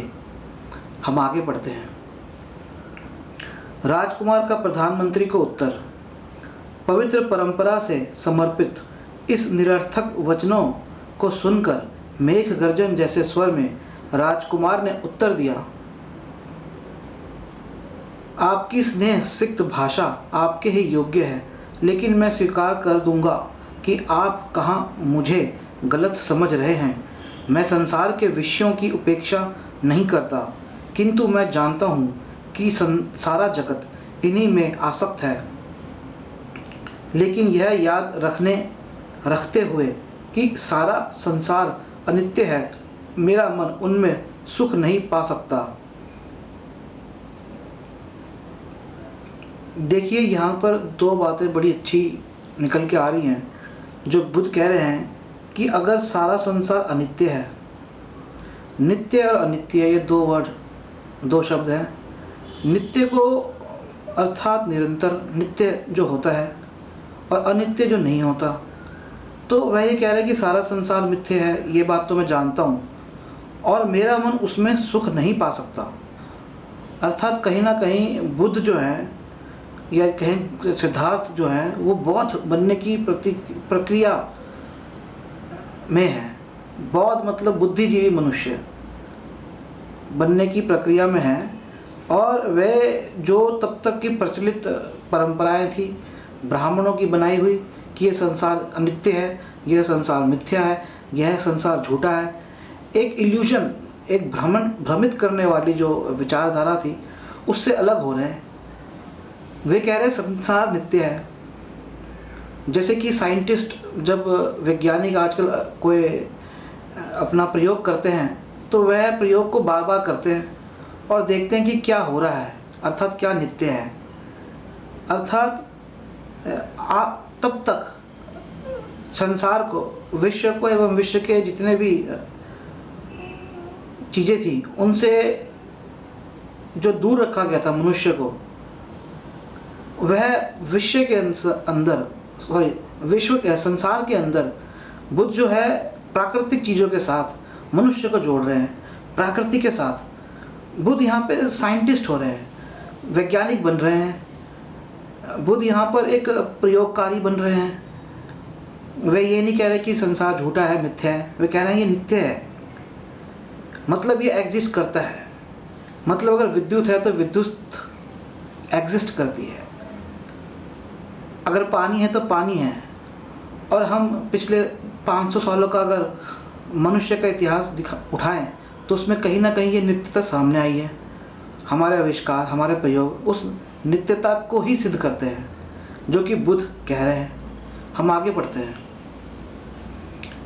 यदि यह स्त्री सौंदर्य स्थायी भी रहे तो भी इच्छाओं की मौज मस्ती में आनंद मनाना बुद्धिमान आदमी के योग्य नहीं। और जो आप यह कहते हैं कि बड़े बड़े महापुरुष भी इन विषयों के शिकार हुए हैं, तो उनका अनुसरण करना ठीक नहीं है, क्योंकि अंत में वे विनाश को ही प्राप्त हुए। तो यहाँ पर दो बातें हैं और जो प्रमुख बात है उस पर ध्यान देते हैं कि यहाँ पे जो कि मैंने पहले भी कहा था, वह देखिए बात एकदम सामने आ गई है इसी ग्रंथ से कि ऐसे लोगों का अनुसरण नहीं करना चाहिए। कोई इंसान, मनुष्य समाज में ऊंचे दर्जे पर जाता है, इसका अर्थ यह नहीं है कि वह मनुष्य बहुत महान है। हो सकता है उसके पिता ने बहुत मेहनत करी हो इसलिए वो ऊपर चला गया, हो सकता है उसे ऐसी सुविधाएं मिल गई हो इससे वो ऊपर चला गया, या उसने ऐसे परिवार में जन्म ले लिया जिससे वह ऊपर चला गया, या उससे कुछ ऐसे लोग मिल गए जिससे वह ऊपर चला गया। इसका अर्थ यह नहीं होता कि हम उनका अनुसरण करने लग जाए। तो यहाँ पर बौद्ध या कहें बुद्ध बताते हैं कि कैसे हमें विभाजन करना चाहिए अपने विचारों का, और हमें एक अच्छी दृष्टि अपनी पैदा करनी चाहिए। जहाँ यक्ष है, जहाँ सांसारिक वस्तुओं में से लगाव है, जहाँ असंयम है, वहाँ वास्तविक महानता नहीं है। और जब आप कहते हैं कि स्त्रियों के साथ छल कपट का व्यवहार करना चाहिए, तो मैं समझता हूँ कि छल कपट ठीक नहीं है, चाहे यह शिष्टाचार के साथ ही क्यों न किया जाए। यदि वहाँ यथार्थता नहीं है तो स्त्रियों की इच्छा के अनुसार कार्य करने से मुझे खुशी नहीं होती। यदि आदमी के मन और स्वभाव में एक रूपता नहीं है तो मैं कहता हूँ कि ऐसे अनुवर्तन पर भी धिक्कार है। बहुत अच्छी बात बुद्ध कह रहे हैं कि मन और स्वभाव, इनमें एकता होनी चाहिए। आपके मन में छल कपट होता है, आप ऊपर से कुछ और बोलते हैं, तो यहाँ कहीं ना कहीं मोरालिटी की बात बुद्ध कर रहे हैं। जहाँ चित्त वासना के अधीन है, जो मिथ्यात्व में विश्वास है, जहाँ चित्त वासना के अधीन है, जहाँ मिथ्यात्व में विश्वास है, जहाँ असीम आसक्ति है और जहाँ विषयों की सदोषता का यथार्थ दर्शन नहीं, तो ऐसी वंचना में भी क्या रखा है। और यदि वासना के शिकारी प्राणी परस्पर एक दूसरे को धोखा देते हैं, तो ऐसे पुरुष इस योग्य नहीं कि स्त्रियां उनकी ओर देखें, और स्त्रियां भी इस योग्य नहीं कि पुरुष उनकी ओर देखें, क्योंकि यह सब ऐसा ही है। इसलिए आप अवश्य ही मुझे अधम आनंद के कुपथ पर भटकने के लिए नहीं ले जाएंगे। देखिए, यहाँ पर बुद्ध ये नहीं कह रहे हैं कि स्त्रियों के साथ आचरण ना करें। वह कह रहे हैं कि स्त्रियाँ हों या कोई भी हो विश्व में, आपके मित्र हो, माता पिता हो, उन सबके साथ आप अच्छा और सत्य का आचरण करें। यह बुद्ध कह रहे हैं। राजकुमार ने सुनिश्चित दृढ़ संकल्प से उदाई को निरुत्तर कर दिया। उसने राजा को सारा वृतांत जा सुनाया। जब सुशोधन को यह मालूम हुआ कि उसके पुत्र का चित्त किस प्रकार सांसारिक विषयों से सर्वथा विमुख हो गया है, तो वह सारी रात सो नहीं सका। वह इसी प्रकार पीड़ित था जैसे कि किसी हाथी के हृदय में तीर लगा हो। उसने और उसके मंत्रियों ने अपना अधिक समय आशावान होकर विचार करने में लगाया कि वे किस उपाय से सिद्धार्थ को संसार के विषयों की ओर अभिमुख करें और उस जीवन से विमुख कर सकें जिसकी ओर अग्रसर होने की उसकी पूरी संभावना थी। लेकिन उन उपायों के अतिरिक्त जिनमें वे असफल रहे थे, उन्हें कोई दूसरा उपाय नहीं सूझा। जिनकी पुष्पमालाएं और अलंकार व्यर्थ सिद्ध हो चुके थे, जिनके हाव भाव और आकर्षण कौशल निष्प्रयोजन सिद्ध हो चुके थे, जो हृदय में गहन प्रेम छिपाए थी, स्त्रियों के अंतःपुर को भंग कर दिया गया। हम इसके आगे पढ़ते हैं। शाक्य संघ में दीक्षा। शाक्यों का अपना एक संघ था। 20 वर्ष की आयु होने पर हर शाक्य तरुण को शाक्य संघ में दीक्षित होकर संघ का सदस्य बनना होता था। सिद्धार्थ गौतम 20 वर्ष का हो चुका था। अब उसके लिए यह समय था कि वह संघ में दीक्षित हो और उसका सदस्य बने। शाक्यों का अपना एक सभा भवन था जिसे वे संस्थागार कहते थे। यह कपिलवस्तु में स्थित था। संघ की सभाएं संस्थागार में ही होती थी। सिद्धार्थ को संघ में दीक्षित कराने के उद्देश्य से सुशोधन ने शाक्य पुरोहित को संघ की एक सभा बुलाने के लिए कहा। तदनुसार कपिलवस्तु में शाक्यों के संस्थागार में संघ एकत्रित हुआ। सभा में पुरोहित ने प्रस्ताव रखा कि सिद्धार्थ को संघ का सदस्य बनाया जाए।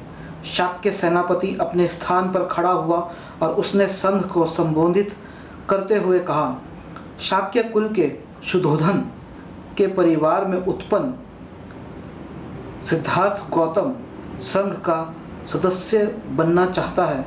उसकी आयु 20 वर्ष की है और वह हर तरह से संघ का सदस्य बनने के योग्य है। इसलिए मेरा प्रस्ताव है कि उसे शाक्य संघ का सदस्य बनाया जाए। मेरा विनम्र निवेदन है कि यदि कोई इस प्रस्ताव के विरुद्ध हो तो वह बोले।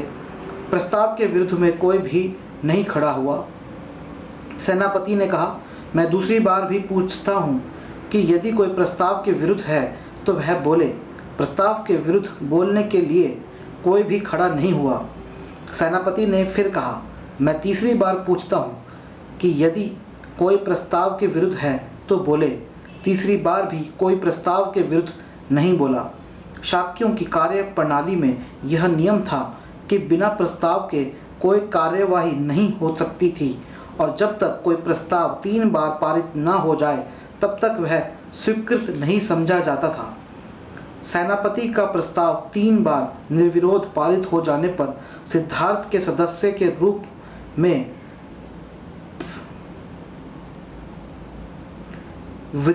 विधिवत शाक्य संघ में सम्मिलित किए जाने की घोषणा कर दी गई। तब शाक्यों का पुरोहित खड़ा हुआ और उसने सिद्धार्थ को अपने स्थान पर खड़ा होने के लिए कहा। सिद्धार्थ को संबोधन करके उसने कहा, क्या आप अनुभव करते हैं कि संघ ने आपको अपना सदस्य बनाकर सम्मानित किया है? सिद्धार्थ का उत्तर था, मैं ऐसा ही अनुभव करता हूँ। क्या आप संघ के सदस्यों के कर्तव्य जानते हैं? मुझे खेद है कि मैं उनसे परिचित नहीं हूँ, किंतु महोदय उन्हें जानकर मुझे प्रसन्नता ही होगी। सिद्धार्थ ने कहा। पुरोहित बोला, मैं सर्वप्रथम आपको यह बताऊंगा कि संघ के सदस्य की हैसियत से आपके क्या कर्तव्य हैं। उसने उन्हें क्रमशः एक एक करके गिनाया। आपको अपने तन मन और धन से शाक्यों के हितों की रक्षा करनी होगी। आपको कभी भी संघ की सभाओं में अनुपस्थित नहीं रहना होगा। आपको बिना किसी भय या पक्षपात के किसी भी शाक्य का दोष पता चलने पर खुलकर कह देना होगा। यदि आप पर कोई भी दोषारोपण किया जाए तो आप क्रोधित नहीं होंगे। दोषी होने पर आपका दोष स्वीकार कर लेना होगा। निर्दोष होने पर कोई सफाई देने का पूर्ण अवसर प्राप्त होगा। पुरोहित ने आगे कहा, मैं अब आपको बताऊंगा कि क्या करने पर आप संघ की सदस्यता से वंचित किए जा सकते हैं। व्यभिचार करने पर आप संघ के सदस्य नहीं रह सकते। हत्या करने पर आप संघ के सदस्य नहीं रह सकते। चोरी करने पर आप संघ के सदस्य नहीं रह सकते। झूठी साक्षी देने का दोषी होने पर आप संघ के सदस्य नहीं रह सकते। सिद्धार्थ ने कहा, मान्यवर, मैं आपका कृतज्ञ हूँ कि आपने मुझे संघ के अनुशासन से संबंधित नियमों से परिचित कराया। मैं आपको विश्वास दिलाता हूँ कि मैं उनके अर्थ और व्यंजन सहित उन्हें पालन करने का भरसक प्रयास करूँगा। यहाँ पर यह भाग यहीं खत्म होता है, हम आगे पढ़ेंगे। और 2 बातें जो सामने आई, एक विधि के लॉ के स्टूडेंट शिष्य होने की वजह से मुझे आपसे कुछ कहना है कि यहाँ पर 2 चीज़ें हैं। जैसे कि हम कॉन्ट्रैक्ट एक्ट में पढ़ते हैं बिड और ऑक्शन कि 3 बार आपने भी देखा होगा बोली लगाई जाती है, उसी तरह की यहाँ पर भी बात हुई। और दूसरी बात यह है कि यहाँ भी कुछ मॉरलिटी की बात करी जा रही है कि जब आप किसी संघ के सदस्य हैं तो आप किस तरह से कार्य करें, झूठ ना बोलें, झूठी साक्षी ना दें, चोरी ना करें, व्यभिचार ना करें, आदि आदि, और हत्या ना करें। तो ब्रिटिश लॉ, कॉमन लॉ कहता है कि हत्या करने पे, यहाँ तक कि इस्लाम भी कहता है अगर आप हत्या करते हैं तो आपको आपकी संपत्ति, जो पैतृक संपत्ति उसमें, या किसी की भी हत्या करते हैं तो उसकी संपत्ति में जो लाभ है वह आपको नहीं मिलता। यही मॉडर्न लॉ कह रहा है, यही पुराने बौद्ध ग्रंथ या हमारे पुराने इतिहास के तथ्य कह रहे हैं। इसी के साथ मैं यह भाग यहीं खत्म करता हूँ। जय भीम, जय भारत, नमो बुद्धाय। बंधुओं, जय भीम, जय भारत, नमो बुद्धाय। आज मैं आपके सामने बाबा साहेब डॉक्टर भीमराव अंबेडकर जी द्वारा लिखे गए महान बौद्ध ग्रंथ बुद्धा एंड हिज धम्मा का हिंदी रूपांतर भगवान बुद्ध और उनका धम्म प्रस्तुत करने जा रहा हूँ। और आज इस श्रृंखला में यह 5वीं कड़ी है। पढ़ते हैं। इस कड़ी से पहले हमने भगवान बुद्ध के बचपन, एक राजकुमार सिद्धार्थ गौतम के जीवन के बारे में देखा और उनके जीवन की झांकियाँ हमें प्राप्त होती हैं। अब तक हमने पढ़ा था कि कैसे उन्हें शाक्यों के संघ का सदस्य बनाया गया। अब हम आगे पढ़ते हैं। संघ के साथ मतभेद। सिद्धार्थ गौतम को शाक्य संघ का सदस्य बने हुए 8 वर्ष व्यतीत हो चुके थे, अर्थात इस समय वह 28 वर्ष के हो चुके थे। वह संघ का अत्यंत समर्पित और पक्का सदस्य था। जितनी रुचि उसे निजी मामलों में थी, उतनी ही रुचि वह संघ के मामलों में भी रखता था। संघ के सदस्य के रूप में उसका आचरण एक उदाहरण था और उसने संघ को सबका प्रिय उसने स्वयं को सबका प्रिय बना लिया था। उसकी सदस्यता के 8वें वर्ष में एक ऐसी घटना घटी जो शुद्धोधन के परिवार के लिए दुखद बन गई और सिद्धार्थ के जीवन में संकटपूर्ण स्थिति पैदा हो गई। इस दुखद प्रकरण का प्रारंभ इस प्रकार हुआ। शाक्यों के राज्य की सीमा से सटा हुआ कोलियों का राज्य था। रोहिणी नदी इन दोनों राज्यों की विभाजक रेखा थी। आगे पढ़ने से पहले मैं आपसे कुछ कहूँगा कि मैंने बहुत से बौद्ध विचारकों से बात करी जिन्हें बौद्ध इतिहास का ज्ञान है, और उन्होंने बताया कि अक्सर हम यह देखने को मिलता है और टीवी में भी जब हम छोटे थे तो दिखाया जाता था कि बुद्ध ने एक बूढ़े आदमी को देखा, एक बीमार आदमी को देखा और एक मृत व्यक्ति को देखा। व्यक्ति तो नहीं, मृत लाश को हम कह सकते हैं देखा, और इससे उनके मन में कुछ दुख हुआ और उन्हें संसार त्याग दिया। लेकिन यहाँ पर हम एक अलग जो असली तथ्य है या कहें जो बौद्ध ग्रंथ कह रहे हैं उन कहानियों से जाके कि कैसे बुद्ध ने अर्थात सिद्धार्थ गौतम ने अपना घर त्यागा। इसलिए आप इसको बड़े ध्यान से सुनिए कि असल में जो उनकी त्यागने की कहानी जो बौद्ध ग्रंथ कहते हैं वह क्या है।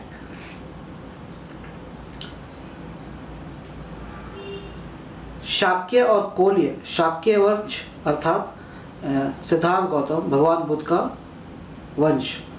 शाक्य और कोल्य दोनों ही रोहिणी नदी के पानी से अपने अपने खेत सींचते थे।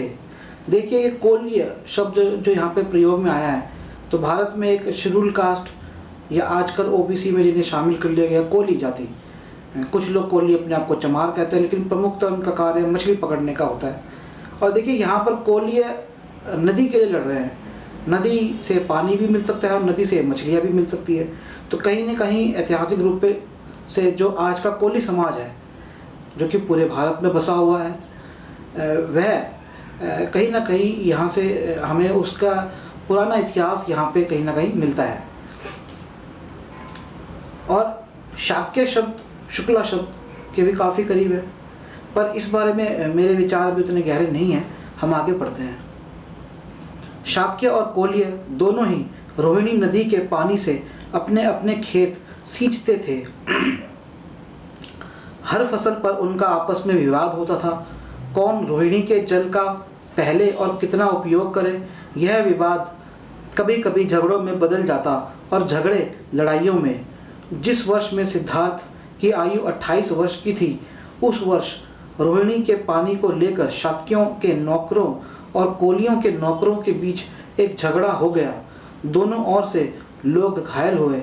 इसका पता चलने पर शाक्यों व कोलियों ने सोचा कि इस विवाद को सदा के लिए युद्ध द्वारा हल कर लिया जाना चाहिए।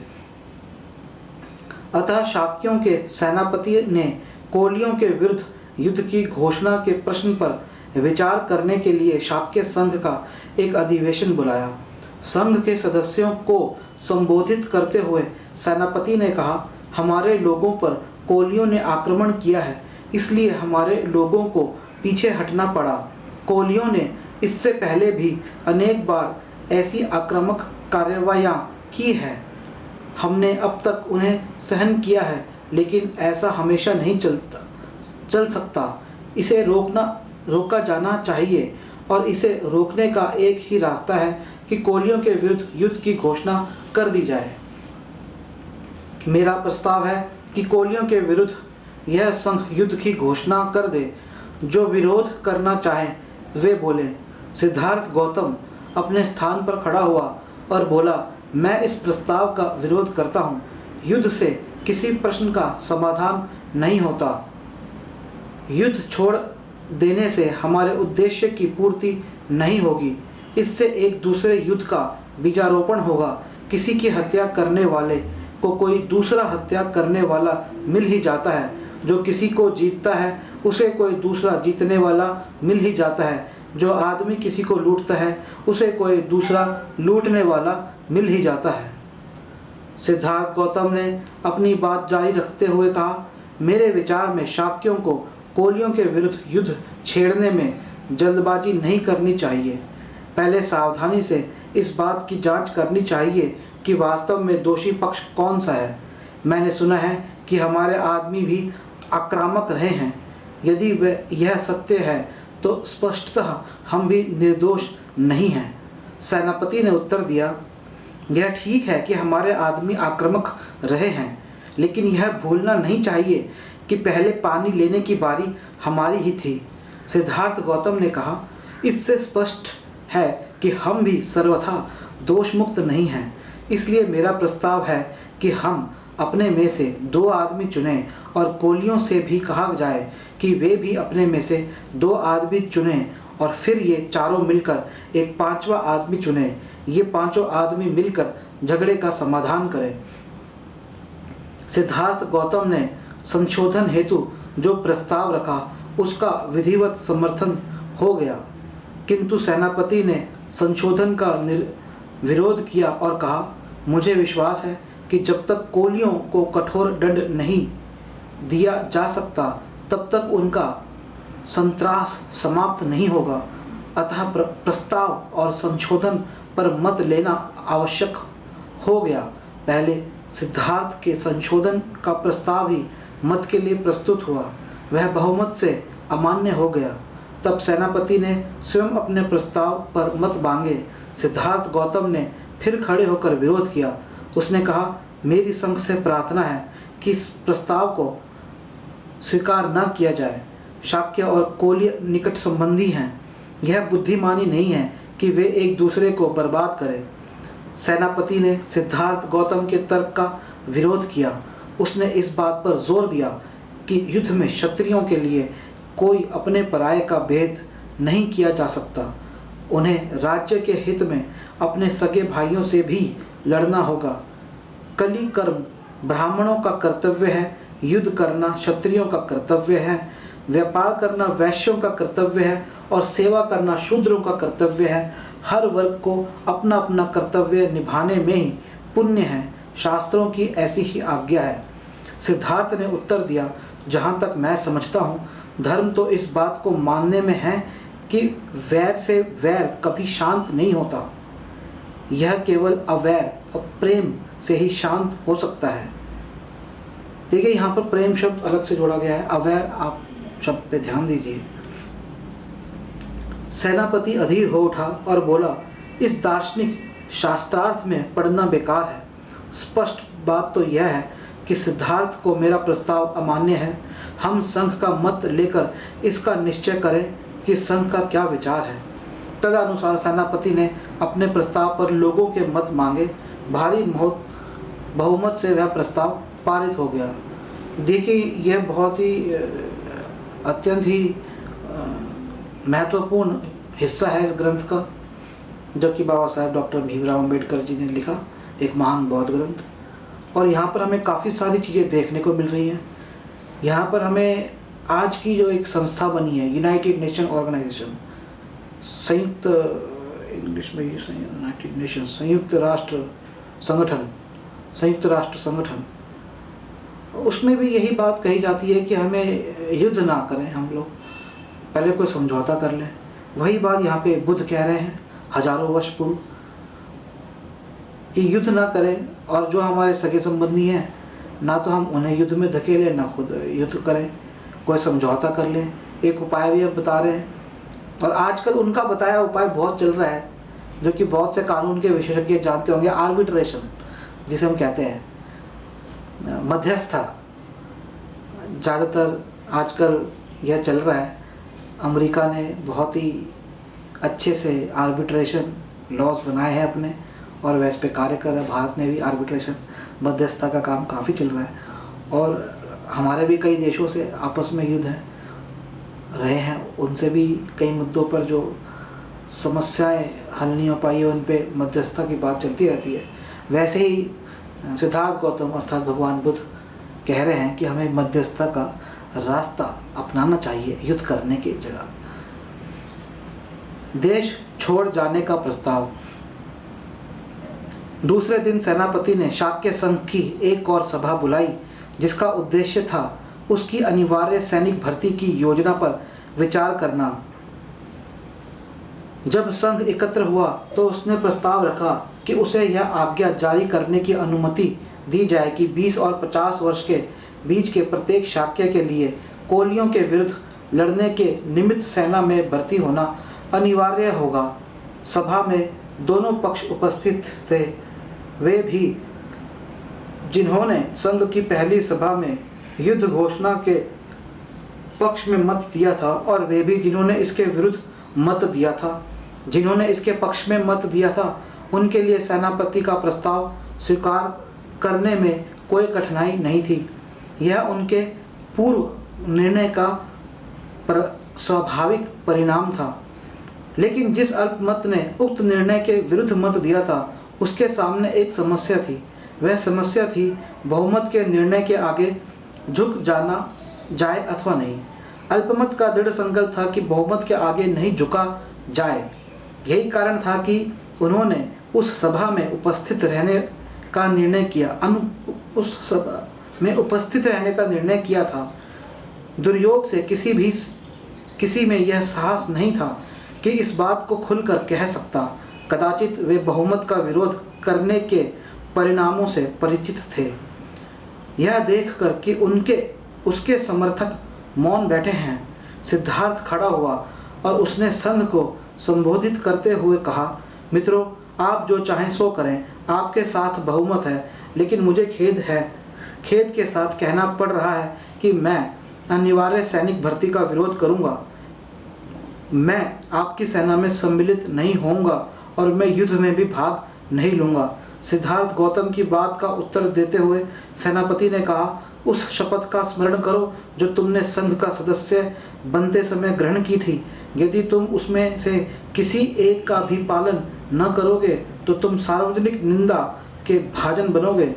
सिद्धार्थ ने उत्तर दिया, हाँ, मैं अपने तन, मन और धन से शाक्यों के हितों की रक्षा करने का वचन दिया है, लेकिन मैं नहीं समझता कि युद्ध शाक्यों के हित में है। शाक्यों के हित के मुकाबले में सार्वजनिक निंदा का मेरे लिए कोई मूल्य नहीं। सिद्धार्थ ने संघ को सावधान करते हुए याद दिलाई कि किस प्रकार कोलियों से निरंतर झगड़ते रहने के कारण शाक्य संघ बहुत कुछ कौशल राज के अधीन हो गया है।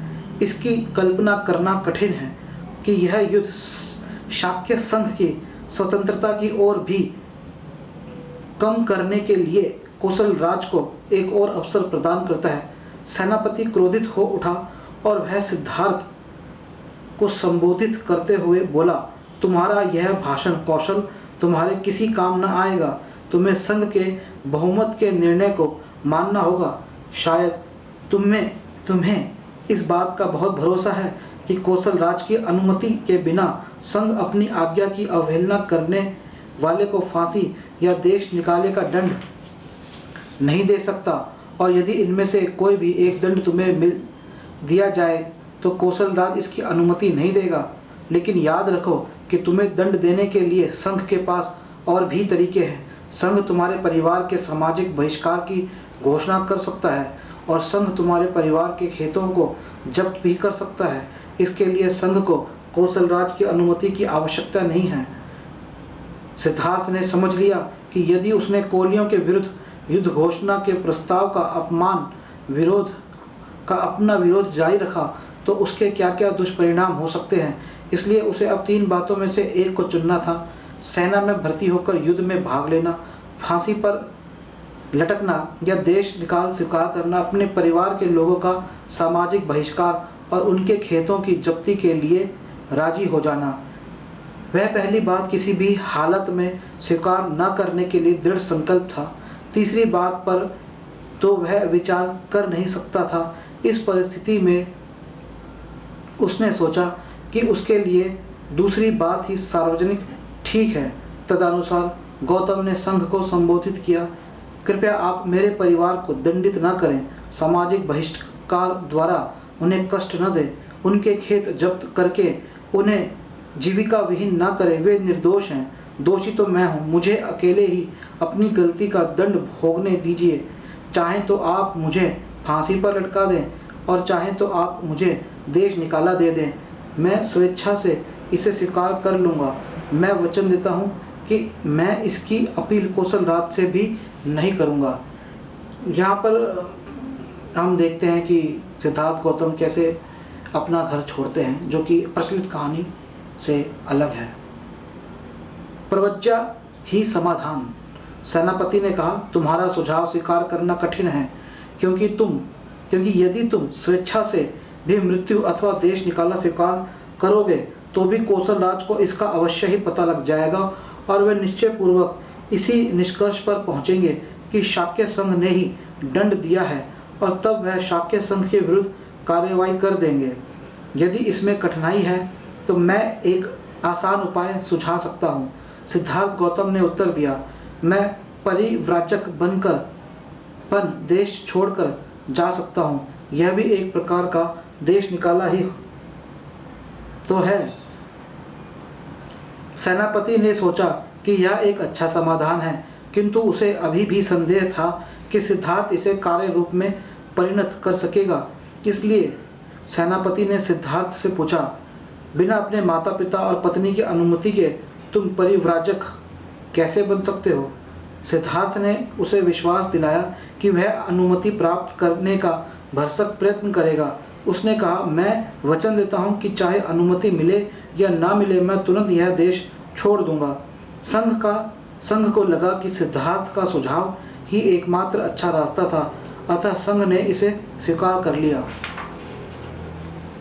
कार्यवाही की समाप्ति पर संघ विसर्जित होने को ही था कि एक तरुण शाक्य अपने स्थान पर खड़ा हुआ बोला, कृपया मेरी बात सुने, मुझे कुछ महत्वपूर्ण बात कहनी है।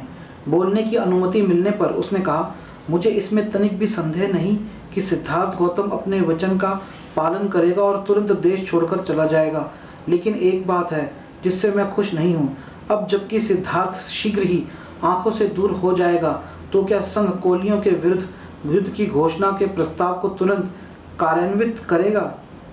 मैं चाहता हूँ कि संघ आगे इस बात का गंभीरता पूर्वक विचार करे।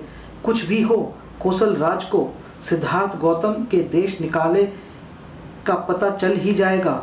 यदि शाक्य तुरंत कोलियों के विरुद्ध युद्ध की घोषणा करते हैं तो कौशल राज समझ जाएगा कि सिद्धार्थ ने इसलिए देश छोड़ा होगा क्योंकि वह कोलियों के विरुद्ध युद्ध छेड़ देने का विरोधी था। यह हमारे लिए अच्छा नहीं होगा। इसलिए मेरा प्रस्ताव है कि हमें सिद्धार्थ गौतम के देश छोड़ने और कोलियों के विरुद्ध प्रस्तावित युद्ध को आरंभ के बीच कुछ समय का अंतराल देना चाहिए, ताकि कौशल राज इन दोनों घटनाओं में संबंध स्थापित न कर सके। संघ को लगा कि निश्चय से वह प्रस्ताव बहुत महत्वपूर्ण था। इसका औचित्य समझते हुए इसे स्वीकार लिया गया। इस प्रकार शाक्य संघ का यह दुखद सत्र समाप्त हुआ और उस अल्पमत ने भी, जो युद्ध का विरोधी था किंतु अपनी बात साफ साफ कहने का साहस न था, उसने संतोष की सांस ली कि वह अनर्थ परिणामों की स्थिति से पार हो गया। तो हम यह देखते हैं कि सिद्धार्थ गौतम अर्थात गौतम बुद्ध ने किस तरह से युद्ध को टालने के लिए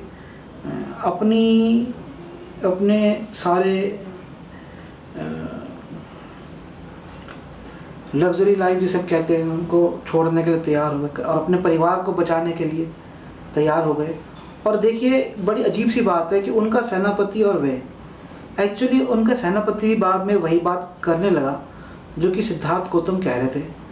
वह बीच का रास्ता सुझा रहे थे, सेनापति नहीं माना, युद्ध की बात हुई। गौतम को घर छोड़ के जाने पर का गौतम ने सुझाव, मतलब गौतम के सामने 3 रास्ते रखे गए और गौतम को बाद में सेनापति सुझाता है कि कोई तीसरा रास्ता हो तुम छोड़ दो, और गौतम कहता है मैं प्रवज्जिक बन जाऊंगा। तो कहीं ना कहीं यही अब यह ग्रंथ देखिए इस तरीके से आपको एक बुद्धिजीवी बनाने का अपना प्रयास कर रहा है, और बौद्ध ग्रंथ भी इसी प्रकार के प्रयास में लगे रहे हैं कि कैसे आप युद्ध ना करें, मध्यस्थ का रास्ता सुझाएं। अपने ही परिचित, अपने ही घर वाले परिवार वाले, वंश वाले, पड़ोसी या कोई भी हो, मैत्रीपूर्ण रूप से, अवैरी रूप से, वैर ना करके कैसे आप किसी चीज़ को हल कर सकते हैं, ये बहुत शिक्षा हमें यहाँ मिल रही है और शुरू हो रही है। इसके आगे हम पढ़ेंगे अगले भाग में। जय भीम, जय भारत, नमो बुद्धाय।